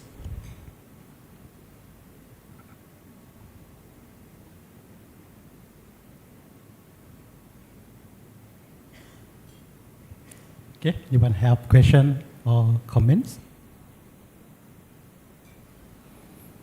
Okay, maybe let's start with my question first. Okay, thank you very much. Very interesting and very informative presentation. So you said that, okay, in the next future, you would like to increase the performance of the framework by quantitative measure, right? Quantitative measure from the heavy industry. Mm-hmm. What kind of like the quantitative measure that you would like to study with? So if I understood your question correctly, you would like me to explain further about the quantitative measures of. What we actually want to, I would say, promote is 𝑀𝑯𝑨𝑰𝑳𝑨𝑵 as in Havis, we can exercise halal principles by embedding ethical Sharia compliant practices into its operations. So not by changing the chemistry of how the ingredients of petrochemical is actually done, but more on making sure that the procurement processes and all the checks and audits are actually thoroughly checked in terms and in line with halal principles and Sharia. So alongside with that, we want to also mirror it with the assurance systems of what is already out there in terms of petrochemical complex, which is the BDS 3001 and 2017. Thank you very much. Okay. And another one, have any questions and comments? Okay. It's maybe the times. Okay. Thank you very much. Thank you so much. Professor Sofsida. Okay. Thank you very much. So I would like to go to the next speaker, Professor Fatima Wati, also from the University Brunei Darussalam, Brunei University, in the title of Halal and Tayyiban Food Security toward an ethical and sustainable global food system. Okay, please welcome Professor Fatima Wati.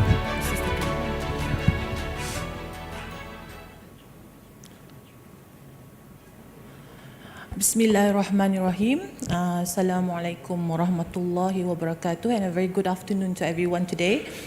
I'm very happy today to share my research on a study that I've done, a systematic literature review on halal and Tayyiban food security towards an ethical and sustainable global food system. So just to set the scene for today's presentation, global food security is a major global challenge of the 21st century. We have heard of climate change, population pressures, widening inequality, and fragile supply chains, which continue to threaten access to safe and nutritious food worldwide. So just to give you an overview of the definition of food security, according to the Food Agriculture Organization, FAO, food security is achieved when all these four pillars are present, which are availability of food, accessibility, utilization, and stability. Okay, so all in all, food security is achieved when people have access to sufficient, safe, and nutritious food. However, we've known that recent crises, for example, like COVID-19 and geopolitical conflicts, economic shocks, have exposed the vulnerability of our food system. Okay, so that is why this study highlights that Islamic principles and values can make meaningful contribution to this transformation. And more importantly, we need to transform into a more sustainable food system because it is connected to our SDG, for example, SDG 2, to end hunger, SDG 3, SDG 12, which is sustainable consumption and production, and also SDG 13, which is climate change. So also a part of this paper is to integrate the framework of halal and Tayyiban into the food security framework. So we know that Islam does not only speak about halal food or it being lawful, but it also emphasizes Tayyiban, meaning it must be clean, wholesome, nutritious, ethical, and also beneficial.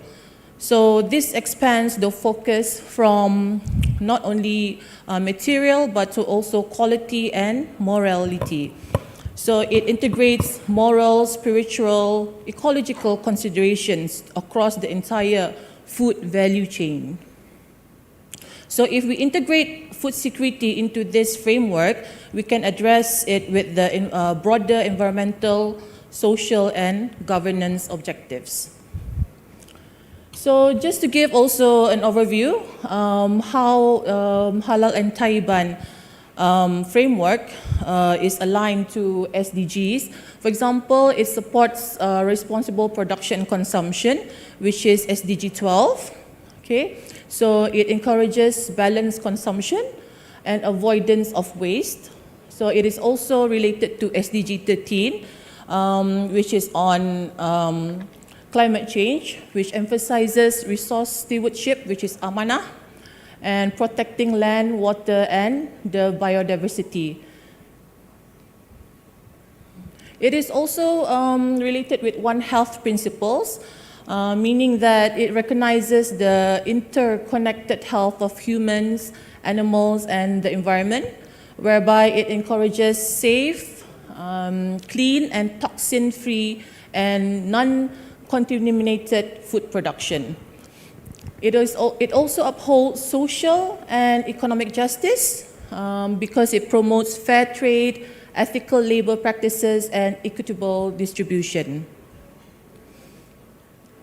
So all in all, halal and tayyiban, it promotes balanced consumption, stewardship, and fairness. And it aligns with SDGs, sustainable and responsible consumption, and climate change. However, the research gap is that there is lack of tayyiban indicators and governance. Therefore, we need a systematic research linking Islamic ethics and sustainability. So this study, what I did for this study is a systematic literature review to examine existing studies at the intersection of halal, tayyiban, food security, and also sustainability using the PRISMA framework. So these were the 4 stages. Very briefly, it includes identification stages. The keywords we used was halal, tayyiban or tayyib, food security, and sustainability.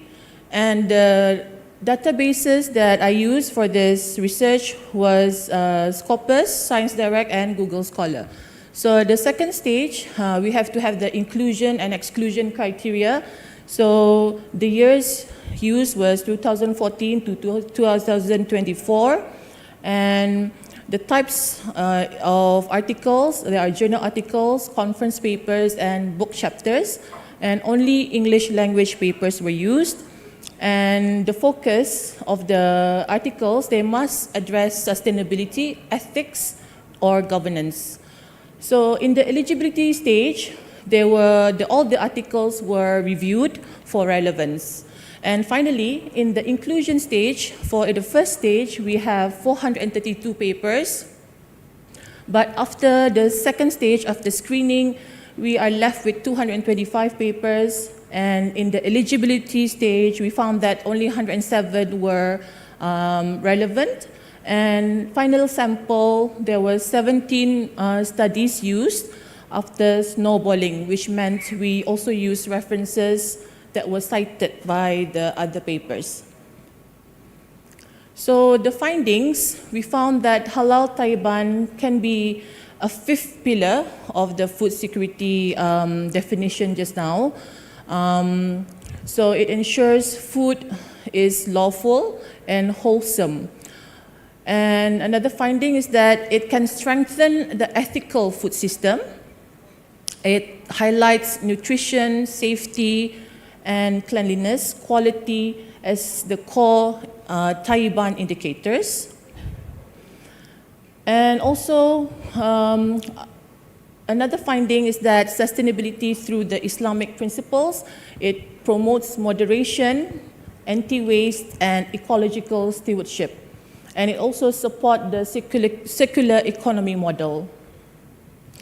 And tayyiban standards, we've seen that it remains underdeveloped compared to halal certification research. So these are the challenges. There are fragmented certification system, no global tayyiban indicators, and inconsistent sustainability requirements. So this is also another finding, how it relates to SDGs. And I'll just go through this quickly. These are the practical implications and also theoretical implications from the research. And also the policy implications for an ethical and sustainable food system. And I'll just go through, these are the key takeaways from the research. So halal tayyiban, it adds a 5th pillar to the FAO framework by embedding moral and spiritual integrity into food security. And it has the ability to strengthen food system through ethical production and consumption, enhance consumer trust, stronger governance, and alignment with the SDGs. And these are the limitations and the way forward for future research. Thank you for your attention. This is my email if you want to do further collaboration or any inquiries regarding the research. Thank you. Thank you, Dr. Siti Fatmawati. Yes. Now I open the floor for question, but since we have running out of time. I only allow one question from the floor. Is there any question?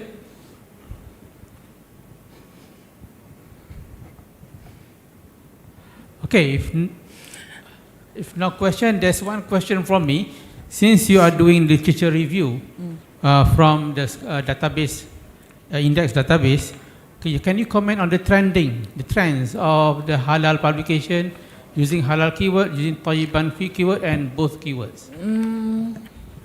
So I used a couple of interrelated keywords like Tayyib, Tayyiban, and different spellings as well for the Tayyiban, but found that there's also a lot of trend using Tayyib and sustainability for the past few years of research. Yeah, but as I mentioned just now, not really a lot on halal and Tayyiban and sustainability with these three interrelated. Okay, thank you very much. Thank you everyone. Okay, now I would like to welcome the final presenter for this session, Mr. Dion Aditya from Institute Technology PLN, Indonesia. I believe PLN stands for Perusahaan Listrik Negara. Okay, his title of the paper is Multi-Scene Vision Language and Local LLM Pipeline for Suspicious Behavior Detection in Mosques. The floor is yours.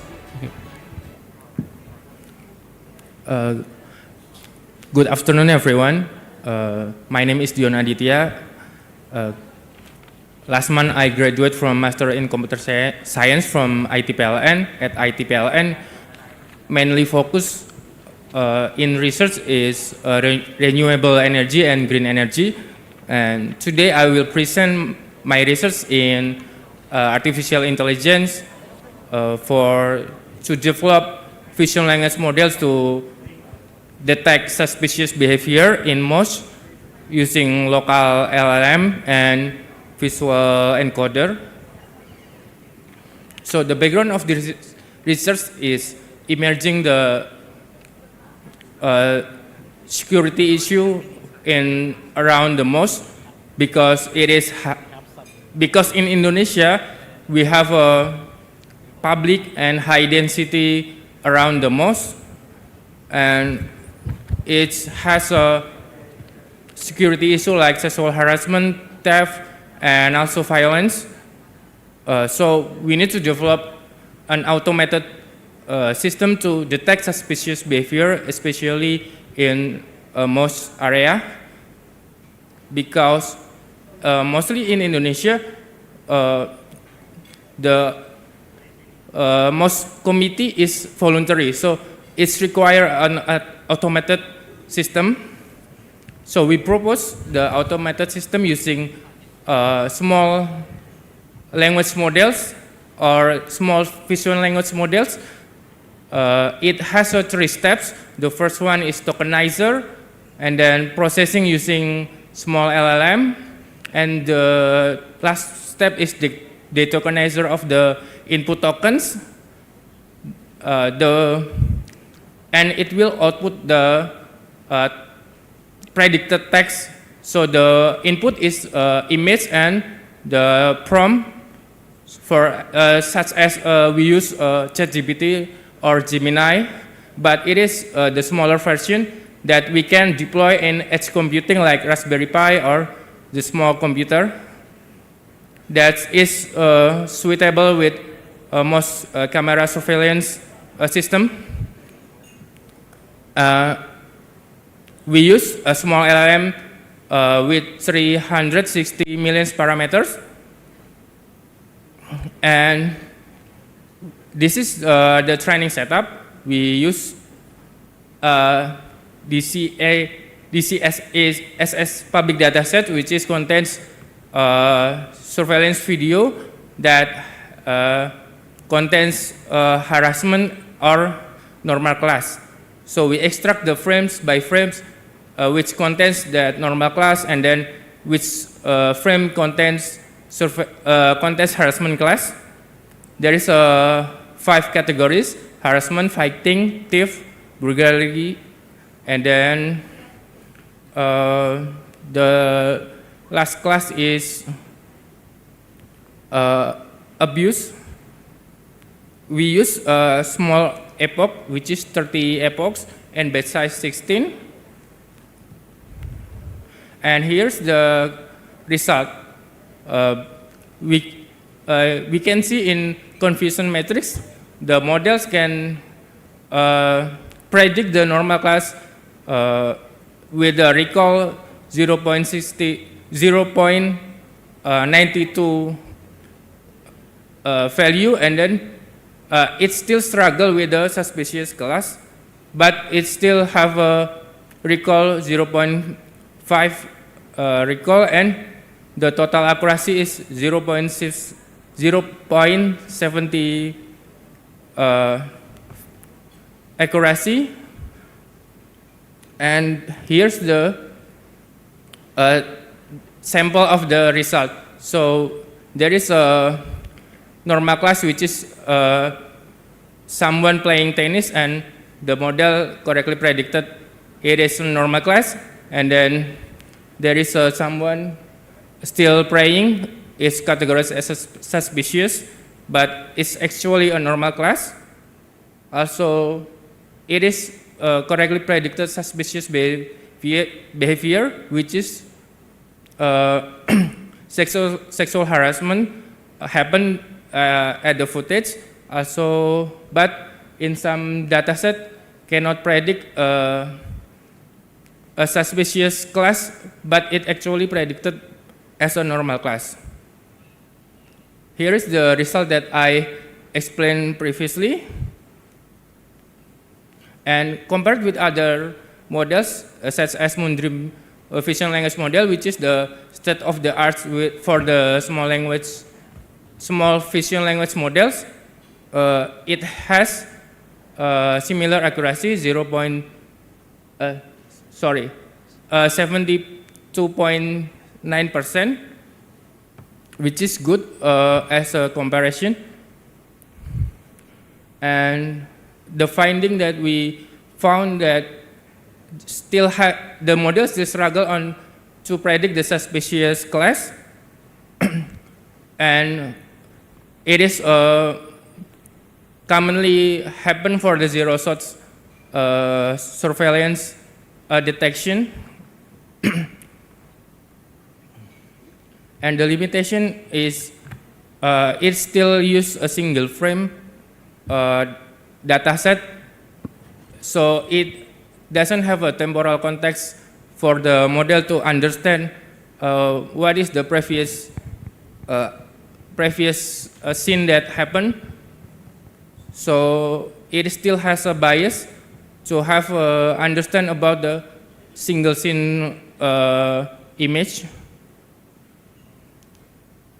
So the future suggestion is we need to train the model to understand about the multi-frame scene, so the bias for the model still can be reduced. So so we can use more complex prompt and to use reasoning model like ChatGPT or Gemini. So it's still in a process to have that reasoning and complex prompt. Yeah, the conclusion is in this research we can develop the lightweight model to detect the suspicious behavior in surveillance footage. Yeah, thank you for your attention.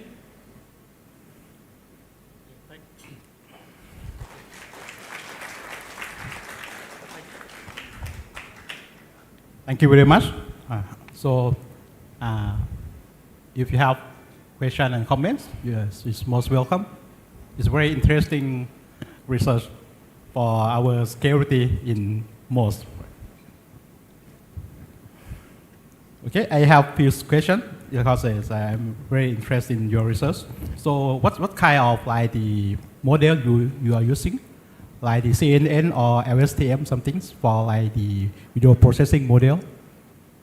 Okay, that's a good question. Why we don't use traditional deep learning like CNN or YOLO or another deep learning approach? So the intention to use LLM is because we can train the reasoning for the LLM. So later, when we can design the complex prompt like describe this image, or we have a better captioning image for this model, later the model can detect the suspicious behavior not only because the trained data set only, but it is using temporal context or using reasoning model that we train. So that's the intention of using the LLM instead of the CNN or YOLO, because in deep learning approach, mostly the model will rely on the training data set only. Yeah, that's the answer. Well, thank you very much. And also the recall in your research is about like 0.0 something. So it means that it's not so sensitive to detect the serious situation. So do you have any idea to improve your system? Yeah, that's the model still struggling with to detect the suspicious class, right? It is because the test dataset is not using the CSASS dataset, but it is curated footage from the news. So the model is using zero-shot surveillance test, and I believe based on the previous citation, it is common occur the struggle for the zero-shot surveillance still struggle to detect the non-normal class. So thank you very much, and waiting for your model to implement in our most countrywide. Okay, thank you very much. It's very interesting and very useful research.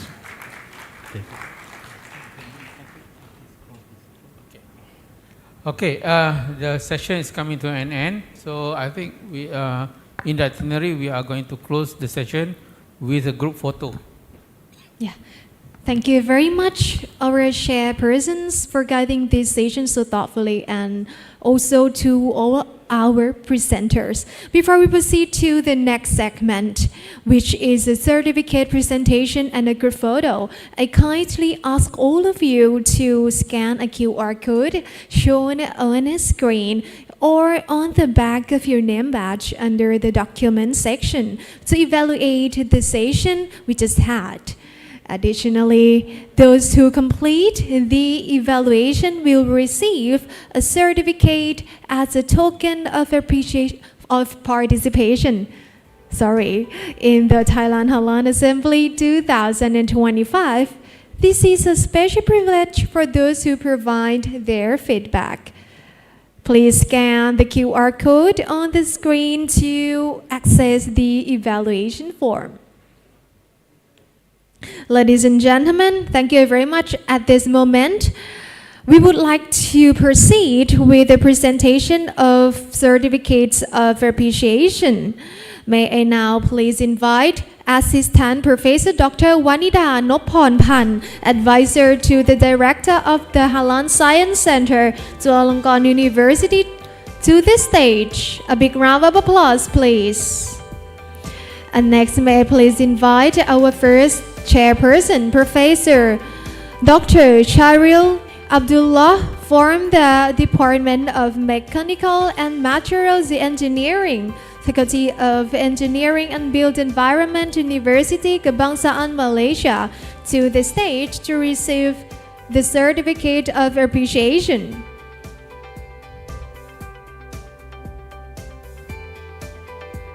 Thank you very much, and please remain on the stage. And next, may I invite our next chairperson, Assistant Professor Dr. Phakpoom Somboon, lecturer at the Bioelectronic Research Laboratory, Department of Electrical Engineering, Chulalongkorn University, Thailand, to the stage to receive the certificate of appreciation from Assistant Professor Dr. Wanida Noppornpan. Thank you very much. And next, may I invite all of you to have a group photo together. Ladies and gentlemen, this session, like all of ISATEC 2025, highlights the power of collaboration and knowledge sharing. It shows how bringing together experts, researchers, and innovators. Thank you very much. And big round of applause, please. And our chairpersons, please remain on stage for the next certificate presentation. Now may I please invite our esteemed chairperson to present the certificates to the presenters. First, may I now invite Pengiran Siti Rosaida Pengiran Haji Idris, University Brunei Darussalam, Brunei Darussalam, to the stage to receive a certificate from our chairpersons.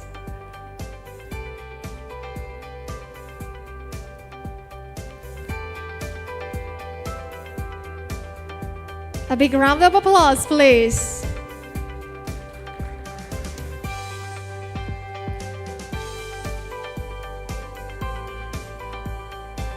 Thank you very much. And next, may I invite our next presenter, Dr. Siti Fatimah Wati Dato Musa, University Brunei Darussalam, from Brunei Darussalam.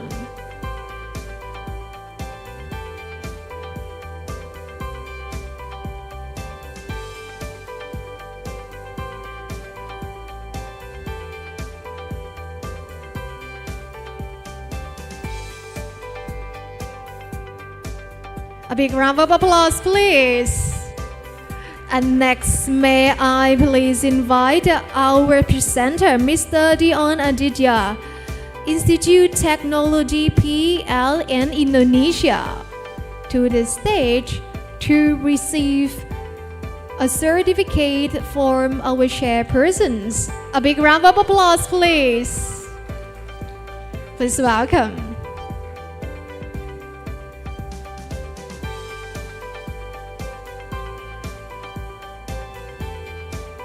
And after this, we will have a group photo session together.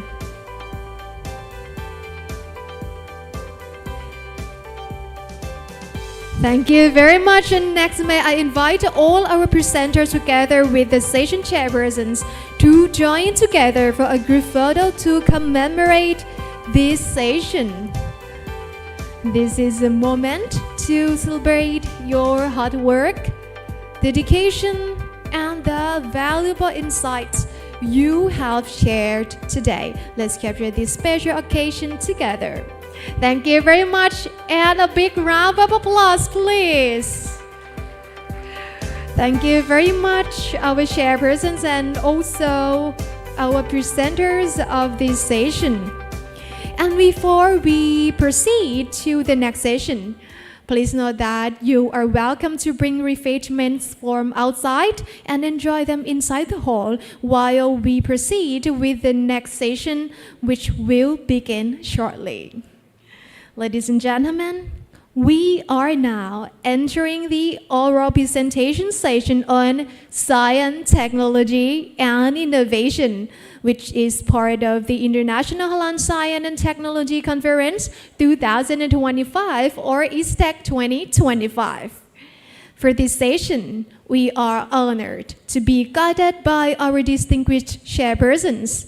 The first chairperson is Professor Dr. 𝑚𝑯𝑨𝑰𝑳𝑨𝑵, Professor Chairperson, Department of Food Science, Government College University, Faisalabad from Pakistan.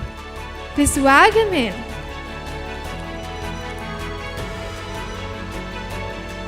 And next, Our second chairperson is Dr. Tirashaya Yimin, Department of Biology, Faculty of Science, Ramkhamhaeng University, Thailand. It is truly our honor to have the distinguished chairpersons with us for this session.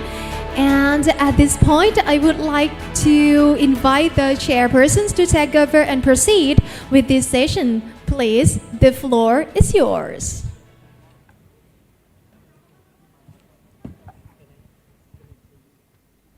Oh, you want to start? Okay.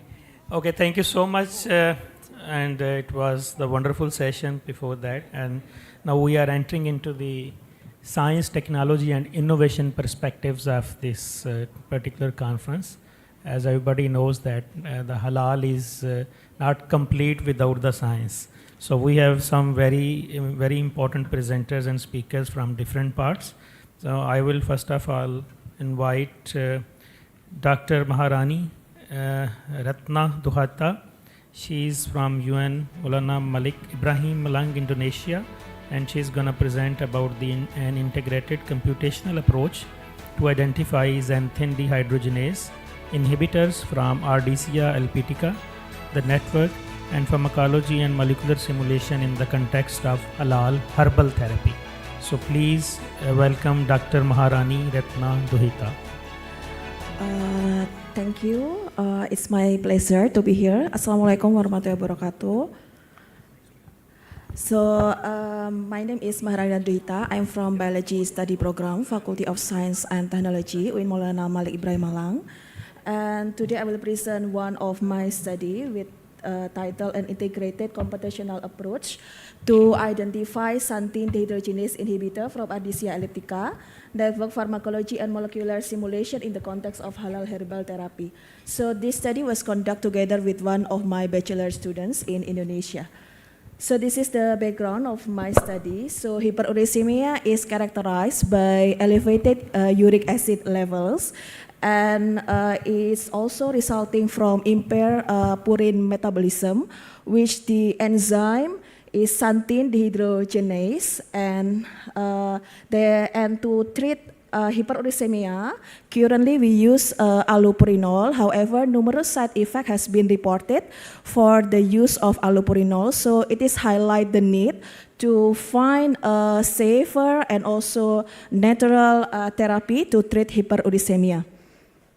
And one of the medicinal plant that has various purposes is Ardisia elliptica, because it is known that Ardisia elliptica contains several active compounds, particularly flavonoid, and flavonoid is known has antioxidant properties, and also it may inhibit the enzyme xanthine dehydrogenase. In addition, there is a growing interest in halal phytopharmaceutical. Therefore, Ardisia elliptica offers strong potential candidate to be halal certified medicine to treat hyperuricemia. And this is the research objective. So I would like to identify bioactive compounds in Ardisia elliptica and also to evaluate the potential of Ardisia elliptica as natural xanthine dehydrogenase inhibitor using in silico analysis. This is the material. So we obtain the active compound from Wong. So we identify secondary metabolite in Ardisia elliptica leaf. And this is the tool. So all in this tool, I use software. So we use PubChem database, Way to Drug Pass Online, Swiss Drug Design for Swiss Target Prediction, SuperPred, OMIM, Gene Malakart, String, Cytoscape, BioVia Discovery, iMod, ChefSelect, and also Pyrex in Python. And the following steps for this research method. First, I identify the secondary metabolite compounds from Ardisia elliptica. So I obtain the SMILE notation and also 3D structure from PubChem and also KNAPSeq database. Then I predict the biological activity from SuperPred. I also identify the protein target in Swiss Target Prediction. And also I try to overlap analysis using FANI 2.1.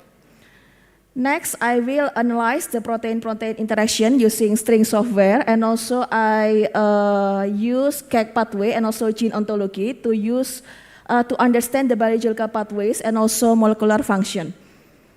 And I also try to construct network pharmacology using Cytoscape software. So the network pharmacology models were visualized compound target pathway relationship. Then I did molecular docking simulation, so to evaluate the interaction between Ardisia elliptica compounds and also the protein of xanthine dehydrogenase. So this step will identify binding affinity and also interaction within the active site of the enzyme. And lastly, I did molecular dynamic simulation. So these molecular dynamic simulation were carried out to assess the stability of the compound protein complex. So I used two software. So first software I used 𝑗aflex for MD simulation, and the other software I use 𝑰𝑚𝑯𝑨𝑰𝑳𝑨𝑵. What is the difference between these two software? 𝑗aflex will analyze based on root mean square fluctuation, and 𝑰𝑚𝑯𝑨𝑰𝑳𝑨𝑵 will analyze based on normal mode analysis. And this is the result of my study. So out of total 50 active compounds, we found that 33 compounds are predicted to be potential xanthine dehydrogenase inhibitor with potential activity more than 70%. And if we look at the compounds, the major compound is from flavonoid class. And when we did overlapping analysis, we found that 14 key protein target. So we try to overlap between protein target metabolites and also target protein of hyperuricemia. Then when we did the protein-protein interaction analysis, we can see that here you can see this is the key proteins involved in uric acid regulation, and highly connected proteins may play central roles in disease modulation. And we found that xanthine dehydrogenase and also albumin has the highest centrality degree, so means that xanthine dehydrogenase and also albumin plays a central role in hyperuricemia. And then this is the enrichment analysis, gene ontology, and also cake pathway and network pharmacology construction. So from GO and cake enrichment analysis reveal the pathways related to purine metabolism and also oxidative processes. So on the right side, it's the compound from Ardisia elliptica, while on the left side is the target protein from hyperuricemia. And then we construct the network pharmacology. So the construct network pharmacology will illustrate the multi-target mechanism of Ardisia elliptica compound. And this is the result from molecular docking. So docking results show that strong interaction between selected compounds and the xanthine dehydrogenase active site. And among them, myricetin triiorutinoside exhibit the highest binding affinity. And we confirm the result with the molecular dynamic simulation using 𝑗aflex. And this is the result from molecular dynamic. So I use 𝑗aflex, and this is the graph from root mean square fluctuation. So low fluctuation indicate the active site of xanthine dehydrogenase ligand complex, suggesting a stable interaction during simulation. And I confirmed those results used another molecular dynamic software. So this is from 𝑰𝑚𝑯𝑨𝑰𝑳𝑨𝑵. So this is, they analyze the normal mode analysis. And 𝑰𝑚𝑯𝑨𝑰𝑳𝑨𝑵 analysis confirmed the stability of xanthine dehydrogenase myricetin triiorutinoside complex. So from our study, we conclude that bioactive compound from Ardisia elliptica show the strong potential as competitive inhibitor of xanthine dehydrogenase, and also myricetin triiorutinoside demonstrate the highest binding affinity and stable interaction with catalytic residue. And molecular dynamic simulation confirm the stability and specificity of this interaction. However, further homology modeling as well as in vitro and also in vivo validation are necessary to confirm pharmacological efficacy and safety.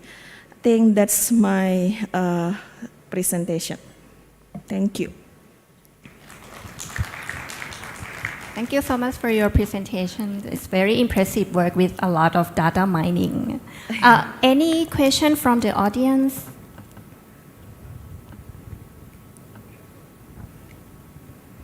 Any questions from? Okay, if there's none, do you have a question? Just to praise you, it was a complex research work you have done. Wonderful job.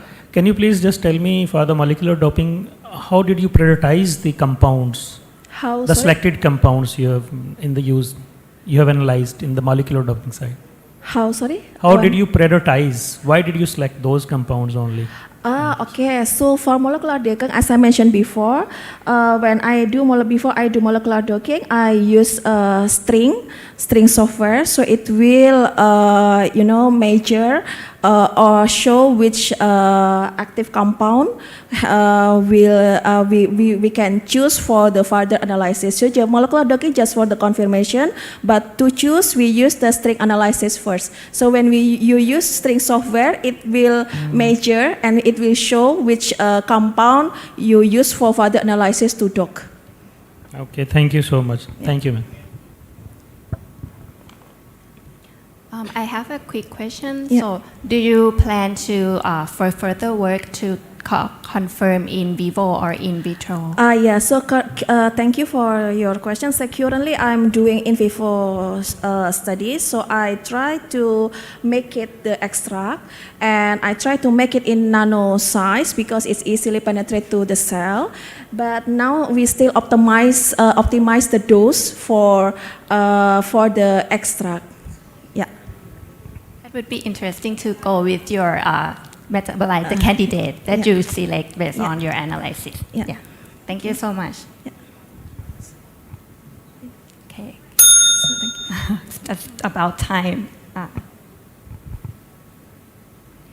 So I think we will proceed with our next speaker.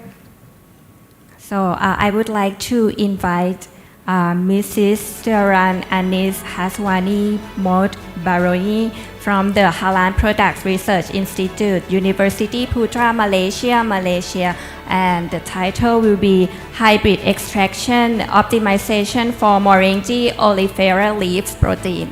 Please welcome.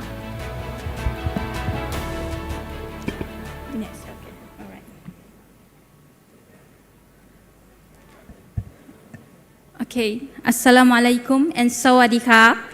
Good afternoon to respected chairperson and distinguished guests. So today I am going to present our research entitled Hybrid Extraction Optimization of Moringa oleifera Leaf Protein. So this is today's presentation outline. I'll start with the introduction, followed by objective, methodology, result and discussion, and lastly, conclusion and recommendations. As introduction, so Moringa oleifera is a fast-growing and drought-resistant tree, and also known as kelor or lemungai, and it is a worldwide cultivated edible and medicinal plant. So in Thailand, I believe it is locally known as makrum, and correct me if I'm wrong. So the leaves are usually contain as high up to almost 30% and or more protein content, and it is comparable to the conventional plant protein sources such as peas. And this is my research background. From a halal and sustainability perspective, there is an increasing demand for plant-based alternative to animal-derived gelatin, especially for clean label food and also nutraceutical application. So therefore, as Moringa oleifera contain as high as 30% of protein content, so it is show a great potential to be as one of the plant-based protein sources. So however, the protein yield and quality are highly depend on the extraction method, which is very challenging, especially for plant leaf protein.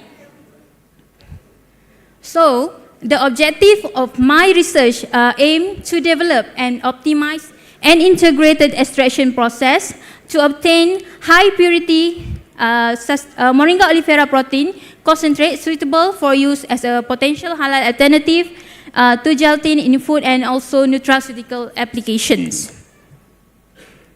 So this is the methodology that I've been using, which is a novel hybrid extraction methods, which is integrate three key techniques, which is the first one is using the ultrasound assisted extraction method, and then combine with acid alkaline solubilization, and the third one I also integrate ammonium sulfate precipitation, aim at producing a moringa leaf protein concentrate with enhanced both purity and also the yield.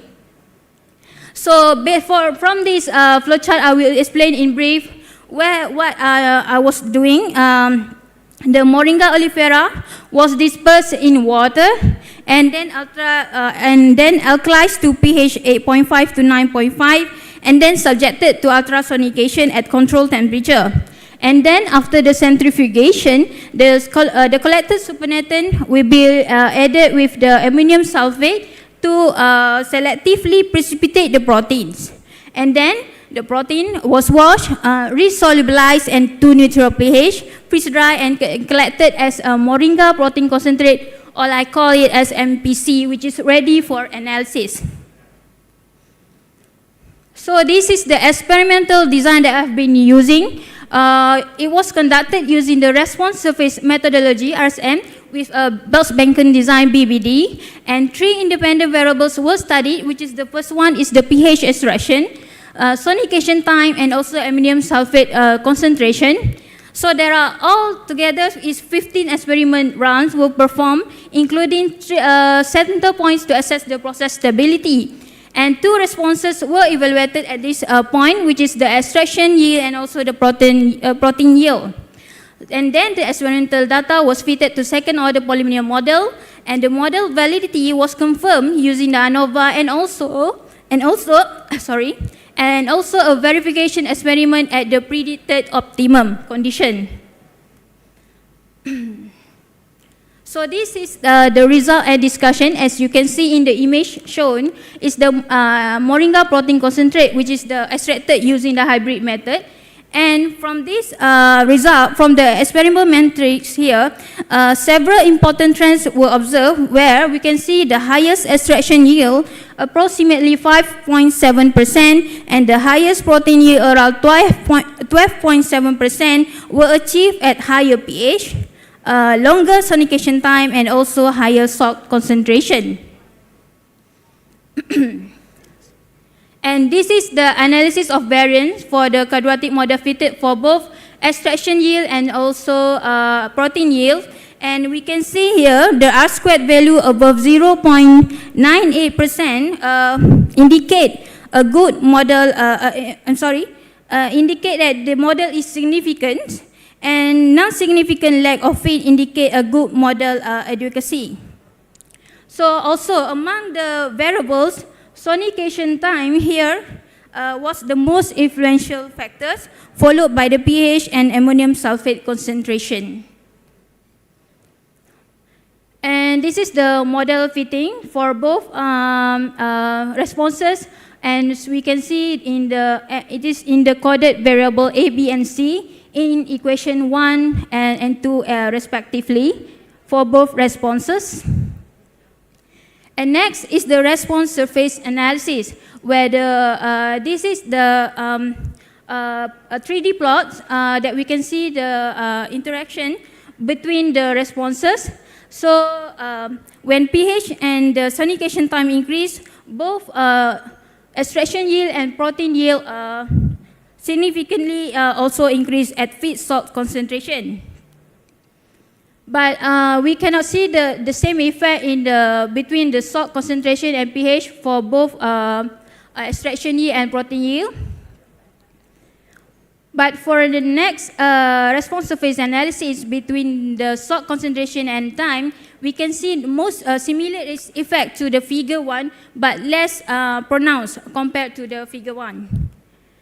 And this is the RSM validation, where the model was utilized to obtain an optimal extraction conditions at pH 9.5, sonication times, 60 minutes of sonication time, and ammonium sulfate concentration 70%.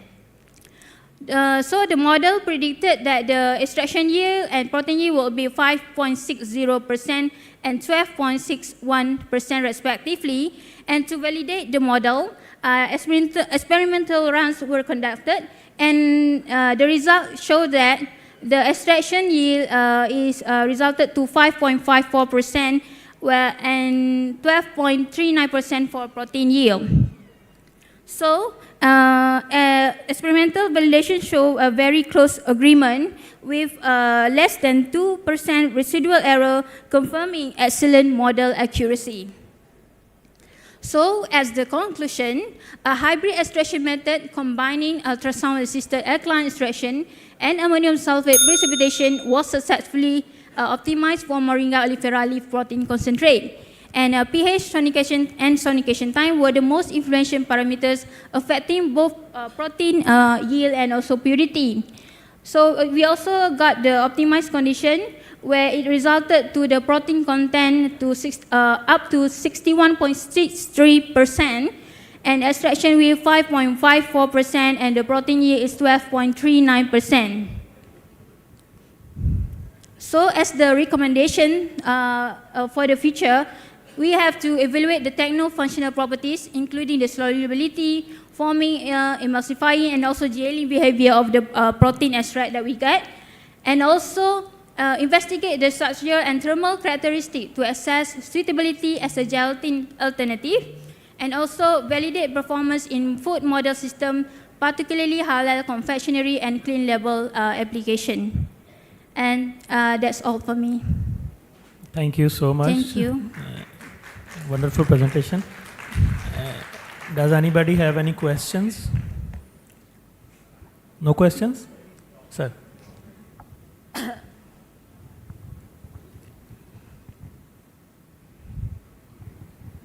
Okay, thank you very much for the presentation. My name is Bambang from the Faculty of Agricultural Technology, Gadjah Mada University. It's very interesting your research about the extraction of the protein from the Moringa oleifera. So my question is, actually I have two questions. Okay. The first one is, in many cases that the protein extraction needs higher pH, more alkaline pH, for example like 10 to 12. But in your study, you use in the range of 8 to 9.5. Did you already try with a higher pH value, whether it has increased its solubility of the protein or maybe the same with the pH that you use? And the second one is, it's interesting that you use the ammonium sulfate for the precipitation, because in many cases, if you want to get more yield of the protein, you will treat with the acid or acidification. Yes. Because in the ammonium sulfate precipitation, you will get very selective of the protein. Yes. So it means that maybe you miss maybe the major protein or maybe the functional protein that residing in the Moringa extract. So what do you think about that? Okay, thank you very much. Okay, thank you for the questions. So for the first question, I also have tried at higher alkaline condition to extract. However, as I mentioned, I want to maximize both purity and also the yield. So when I try at higher alkaline, it doesn't resulted to both purity and yield. As for the second question, ammonium sulfate precipitation, you asked about if I have missed a very important protein during the selectively precipitation method. But I think I'm still ongoing on the functionality, which is the most targeted function is to form a gel from the protein that I got. But so far, alhamdulillah, I think we can see the potential, but the research is still ongoing on that. Okay. Thank you. We have some more questions, but we are short of time. Thank you so much for presenting on the Moringa oleifera, one of the miracle ingredient. And thank you for contributing to the green technologies. Thank you so much. If anybody has any questions other than that, you can ask afterwards in the session. Okay. Thank you. Thank you. So our next speaker, she's Miss Laiba Parvez.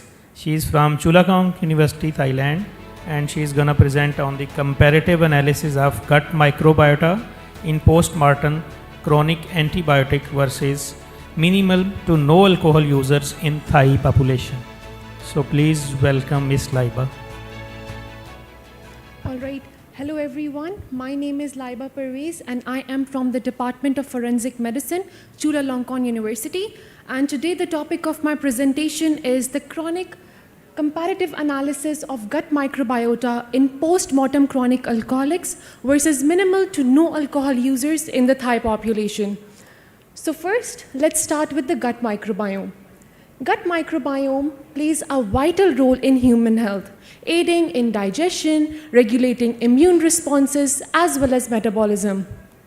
So basically what happens is that the food that we consume, it has lots of complex carbohydrates, and our body cannot break those carbohydrates down. So for that, the gut microbiota comes into play, and then they break down those complex carbohydrates into short-chain fatty acids in the form of acetate, propionate, as well as butyrate. And then these short-chain fatty acids have host benefits, including gut wall integrity, metabolism regulation, as well as inflammation control.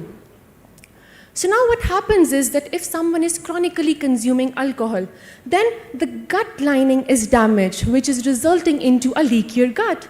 Now what happens is that the beneficial bacteria as well as the short-chain fatty acid levels is going to decrease. However, the pathogenic bacteria levels are going to increase. In this case, there is going to be a microbial imbalance, which we term as dysbiosis. In this case, the toxins are going to be released into the bloodstream. That is going to trigger inflammation. So Thailand is basically an upper middle income country in Southeast Asia, and according to a 2024 report, around 47% of men and 11% of women are current drinkers, which is a very high number. So this brings us to the rationale of this study, that most alcohol-related studies are either focused on living controls or they are involving animal models. There is lack of post-mortem human data, especially in chronic alcohol consumption patterns.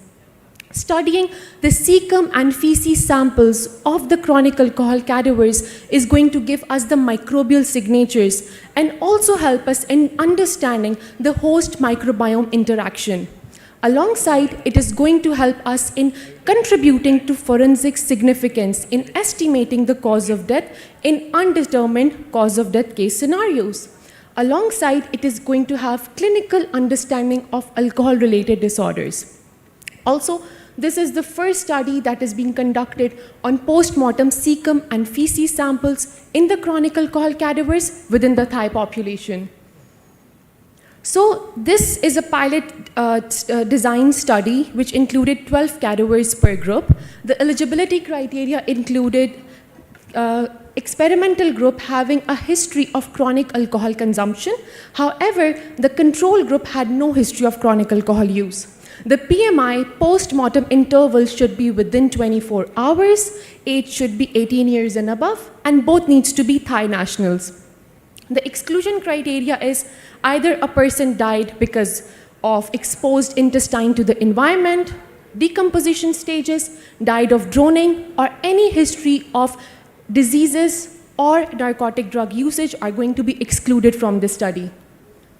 So, first of all, what we did was that we collected the cecum and feces sample from the chronic alcoholic as well as the control group cadavers. This was followed by DNA extraction, then PCR amplification of the V3-V4 region of the 16S ribosomal RNA gene, followed by library preparation and Illumina sequencing, and then lastly, the data interpretation and analysis was conducted using CHIME, left-C data, and the box plots were generated using R.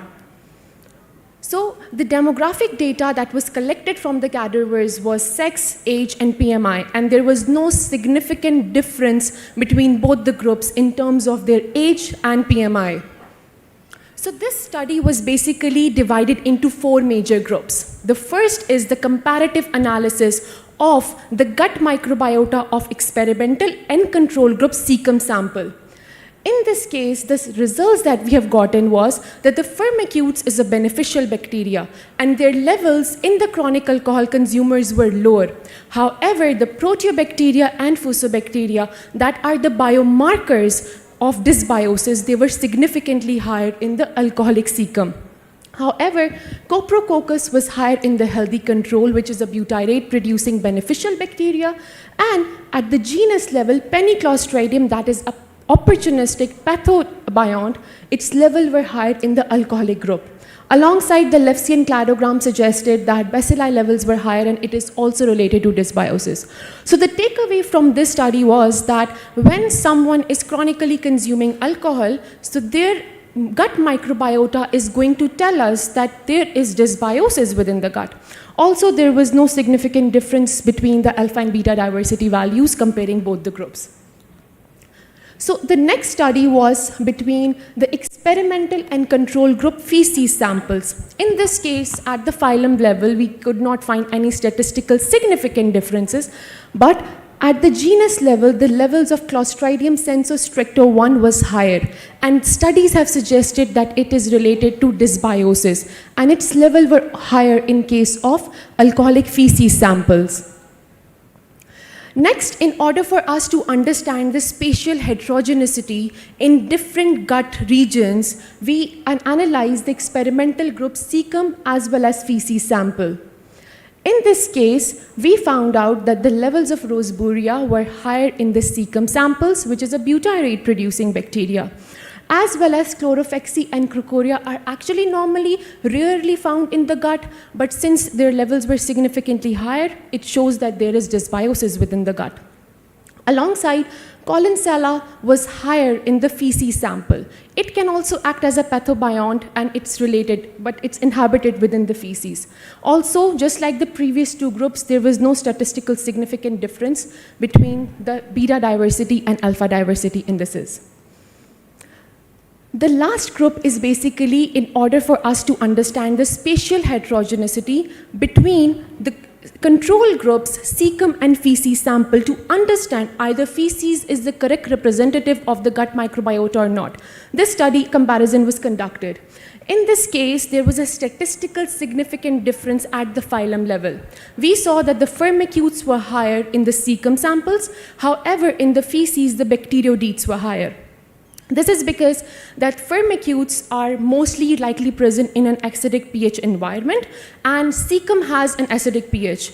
Alongside, the feces has neutral pH, which is why bacteroidetes are growing there more oftenly, which shows that there is a spatial heterogeneity between the cecum as well as the feces samples. In the alpha diversity indices, we found significant difference in the Chow and ACE indices, which showed that the feces samples had higher diversity. This is because that feces is passing through different gut environments, which is why it has varied microbial count within the gut. So this brings us to the conclusion of this study. If someone is chronically consuming alcohol, there is going to be dysbiosis within the gut. And this is comparing with the prior studies as well. This is the first study to investigate post-mortem gut microbiota in chronic alcoholics within the Thai population. There is reduction in the beneficial bacteria, and there is increase in the dysbiotic bacteria. Also, we could see that the cecum was more preserved, and it can be further used for forensic microbiome studies. The limitations are since it was a small sample size, and there are certain lifestyle diet confounders that may have affected that study. The future directions include larger sample size and comparing this data with living organisms to see the microbial changes. And thank you all. Thank you so much for your hard work, and now it is time for any questions from the audience. Are there any questions? Okay. So I have one quick question. Do you plan to also check for other parameters or measurement in terms of like health-related measurement to explain the condition? You know, when you compare the alcoholism and the control, I think the body environment inside is different. Yes. So that might explain the shift in microbiome. Do you think what measurement that we can take to explain that? Actually, there are certain confounding factors, but the study that we conducted was that the PMI and the age, they did not have any significant difference between the groups. So we were limiting confounding factors in that. Alongside this study that we have is constrained in the Thai population. So this is also one chance of us limiting the confounding factors. But obviously there are confounding factors, diet is different, and also we say that the microbiome is like a fingerprint of every person. So there is going to be a difference. But in order for us to limit the confounding factors, it's better to be preferred in one specific region rather than different ethnicities and being involved. Thank you, Laiba. Yes, you are right. Nutrition is very complex science and changes from person to person. I had the same question you asked about the dietary and confounding factors. But did you have any analysis between the male and female as well to mention? Actually, there is none. We could not. In both the groups, we have like 3 females and 9 males because this is a pilot study nature. So with the sex, obviously there are certain changes as well, because in what happens with alcohol consumption is that men, they have higher levels of alcohol dehydrogenase enzyme. So their alcohol metabolism is a lot faster than that in the females. So there are certain differences related to sex, but in this case, since both the groups did not have any significant difference between the sex values, so we could say that that was also limited. Thank you so much. Just food for the thought for the future, if you can include the blood group as well for that. Yes, so that will be much later. Yeah. So thank you so much. It was good. Thank you. Thank you. So now our last speaker for this session, I would like to welcome Associate Professor Nor Khairul Isrin Mod Noor from University Malaysia, Sabah, Malaysia. And the topic that she's going to present is about the development and validation of HPLC UV method for umami nucleotide analysis for halal ingredient development using Hericium erinaceus. Please welcome to the floor. All right, thank you very much to our chairpersons 1 and 2. Assalamualaikum warahmatullahi wabarakatuh. Bismillahirrahmanirrahim. So I would present here today about the data-driven HPLC method for the simulation analysis of disodium guanylate and disodium inositate in mushroom. Actually, it's selected mushroom. So I am Nor Khairul Isrin binti Muhammad Noor from the Faculty of Food Science and Nutrition from University Malaysia Sabah, and I also in the Halal Services and also in Halal Services and Research Center of UMS. So a bit of introduction about this sample or about the raw materials. So we have this Hericium erinaceus. This is actually we found that recently it is native to Sabah, Borneo parts of Malaysia. And this Hericium erinaceus is the natural source of disodium, which short form of GMP and also IMP. So beside having this GMP and IMP, they also have these certain health benefits or medicinal benefits. It has the neuroprotective properties that support the growth factors for cognitive health. It has anti-inflammatory and antioxidant effects, which can reduce oxidative stress and also inflammation. They have this gut health support. They also have this immune system modulation as a potential of anti-aging benefits. It has been reported in numerous journals about the medicinal or health benefit of this certain mushroom. But interestingly, this mushroom actually have this what we call as GMP and also IMP. So what are GMP and IMP? It is actually a flavor enhancer, or we call it as food additive. They improve the taste or the flavor of foods, and then if we provide them, or it has or contributes to the savory notes of certain food.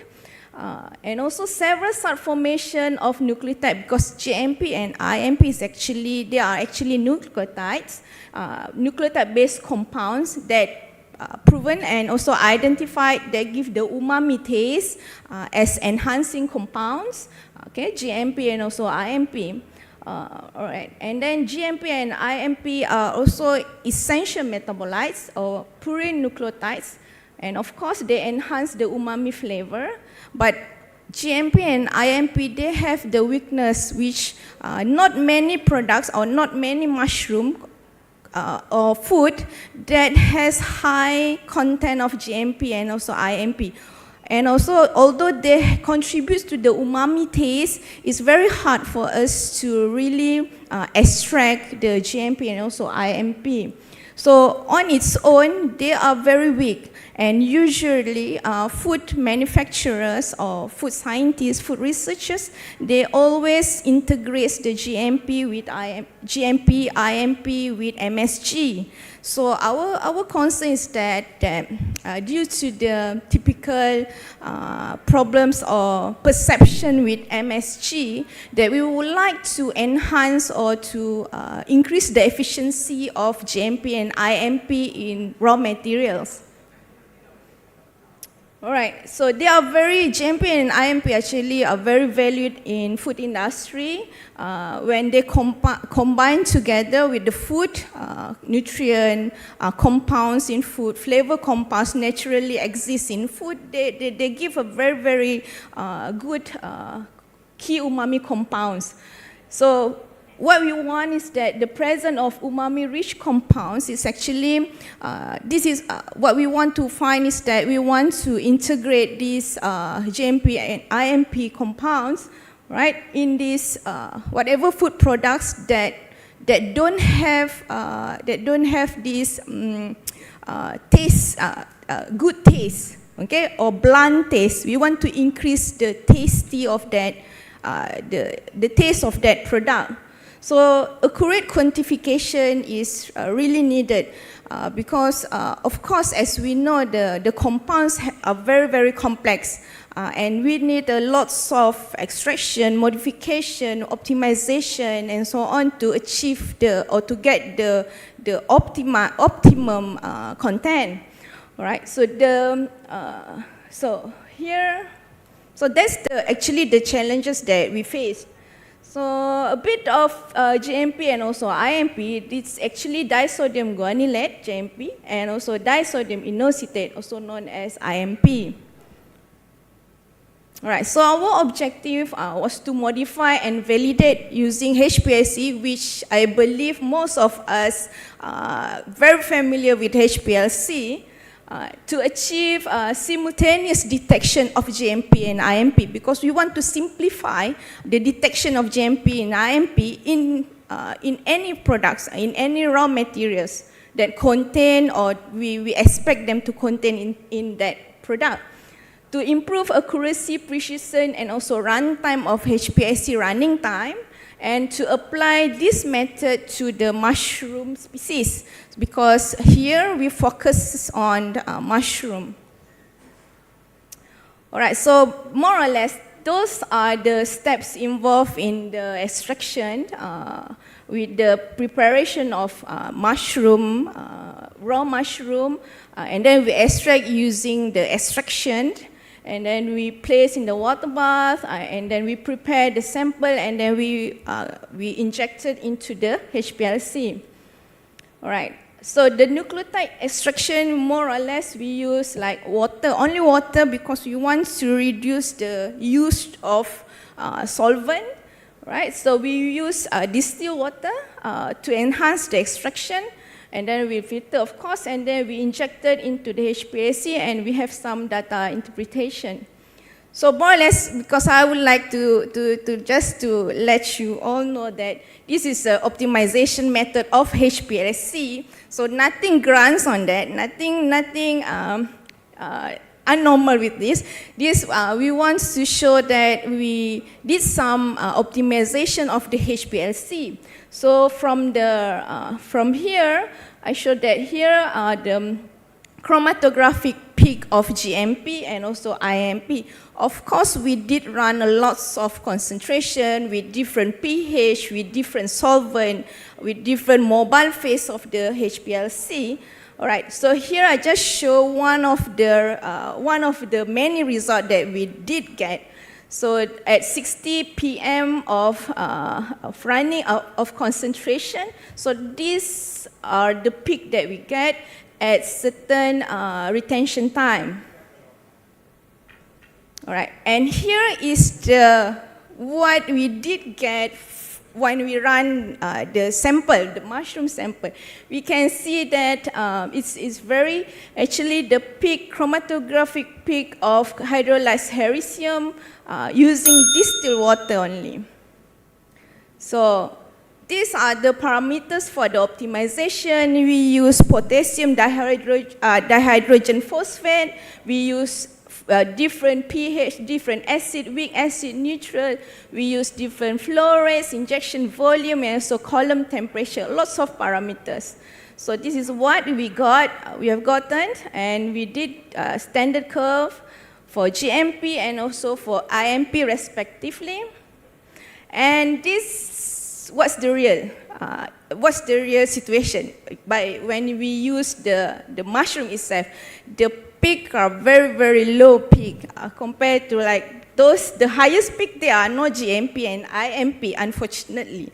All right, but we did spike the compound with the standard, and we managed to get the result. All right, so those I won't go further, but those are our results. At the end, we did manage to get the runtime below 20 minutes, around 50 minutes. We use isocratic flow instead of gradient, because from past research they've been using gradient. So gradient takes lots of time to run, and all right, and from our result, we did get a good linearity with LOD detection of GMP 3.6, result with IMP with 7.3. Unfortunately, of course, the LOQ is quite higher compared to LOD, 10.9 and also 22 for GMP and also for IMP respectively. So we got the value of the data, faster analysis, low cost UV detection because we use UV as our detection, high sensitivity with LOD and also with IMP. And this is very good for the food quality control, flavor formulation, and natural umami ingredients development. And of course, variable tested, those are the variable tested using methanol, acetyl nitrate, and so on. So validation, of course, we did the validation results, right, with accuracy recovery between 91 to 95, the RSD less than 5%. So at the end, what we found that this mushroom actually contain higher IMP than GMP, and they need to have this rapid separation and also high reproducibility with minimal interference. And when we run these types of mushroom, we did get a very good separation.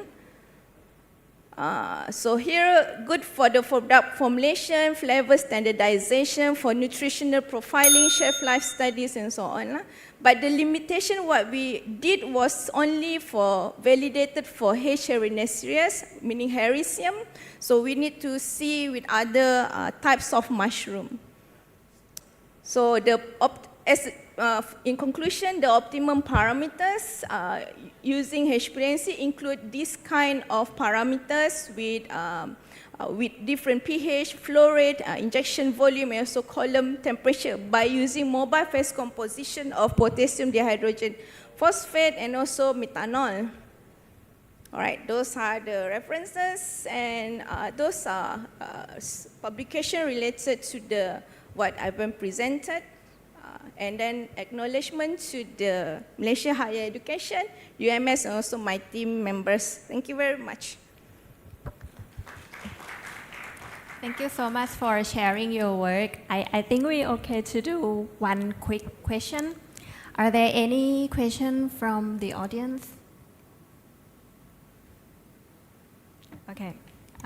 I can do one quick question. Do you see the potential of your method and to optimize your condition, not just for the mushroom, but also for other materials, so we can do a large scale screening of for the GMP and IMP? That would be great.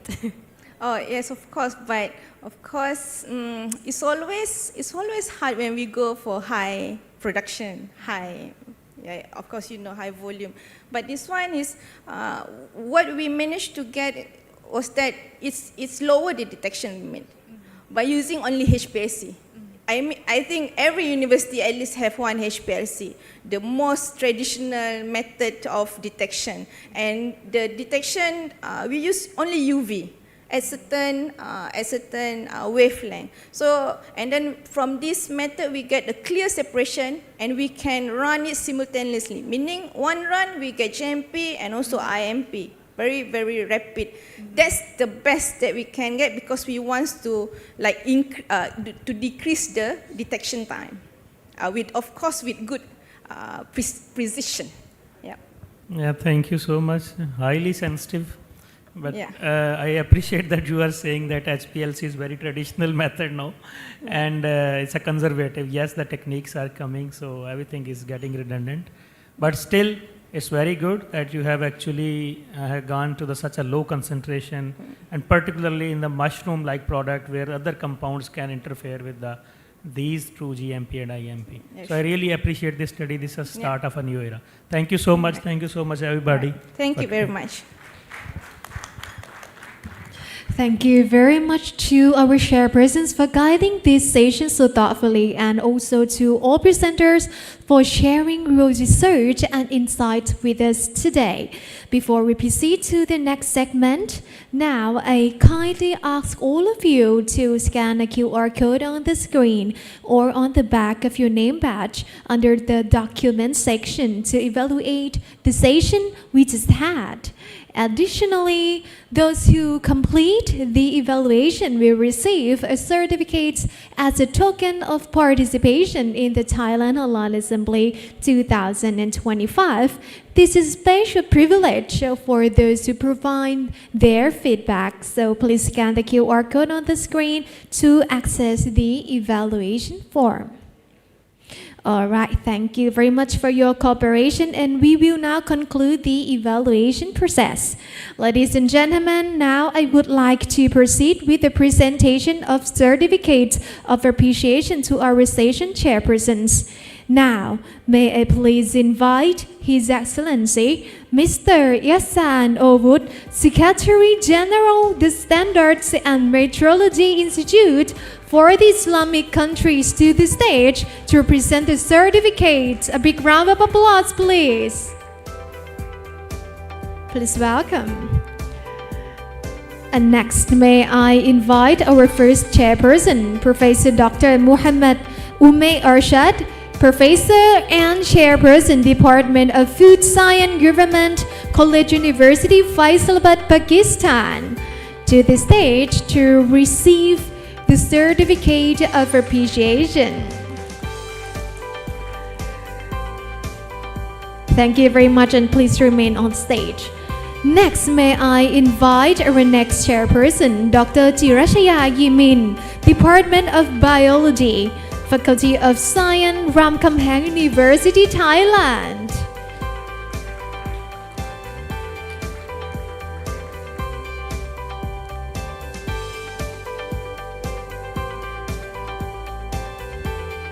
Thank you very much, and please remain on the stage as well. Next, may I invite all of you on the stage to have a group photo together. Ladies and gentlemen, this photograph captures more than a formal moment on stage. It represents dedication, intellectual curiosity, and the collective effort to advance science, technology, and innovation in meaningful and impactful ways. So, a big round of applause, please. Thank you very much, His Excellency, Mr. Ihsan Ovud, for presenting the certificates, and our chairperson, please remain on the stage for the next session. Next, now may I please respectfully invite all our esteemed chairperson to present certificates to the presenters. First, may I now invite Dr. Maharani Retna Juhita, Universitas Islam Negeri Maulana Malik Ibrahim Malang, Indonesia.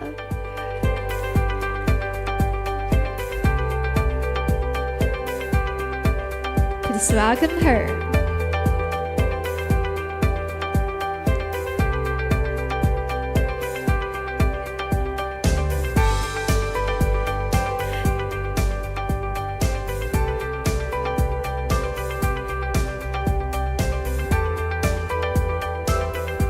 Thank you very much, and please remain on the stage. Next, may I now invite our next presenter, Mrs. Chahrul Anis Haswani Mohammed Baroyi, the Halal Products Research Institute, the University Perta Malaysia, from Malaysia.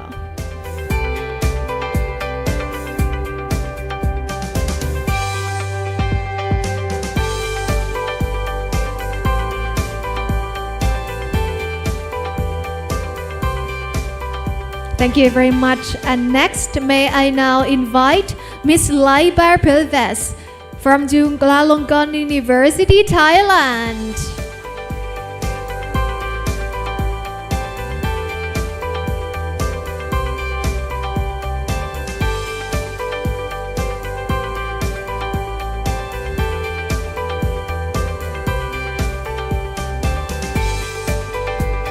Thank you very much. And lastly, may I invite Associate Professor Noor Khairul Izrin Muhammad Noor from University Malaysia Sabah, Malaysia. A big round of applause, please.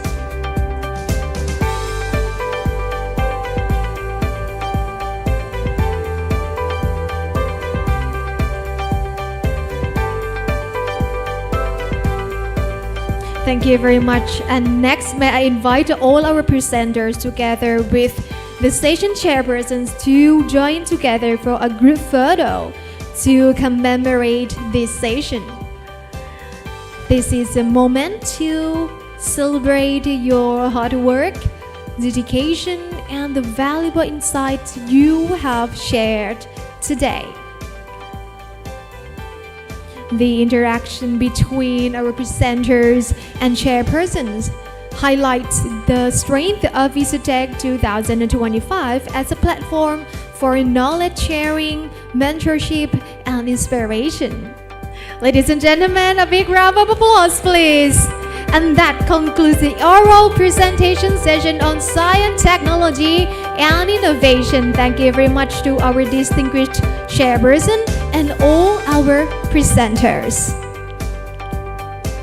Ladies and gentlemen, as we come to the close of Day 1 of Thailand Halal Assembly 2025, today's sessions have truly reflected our theme, Green Halal Beyond Sustainability, highlighting how innovation, responsibility, and collaboration can move the halal ecosystems forward.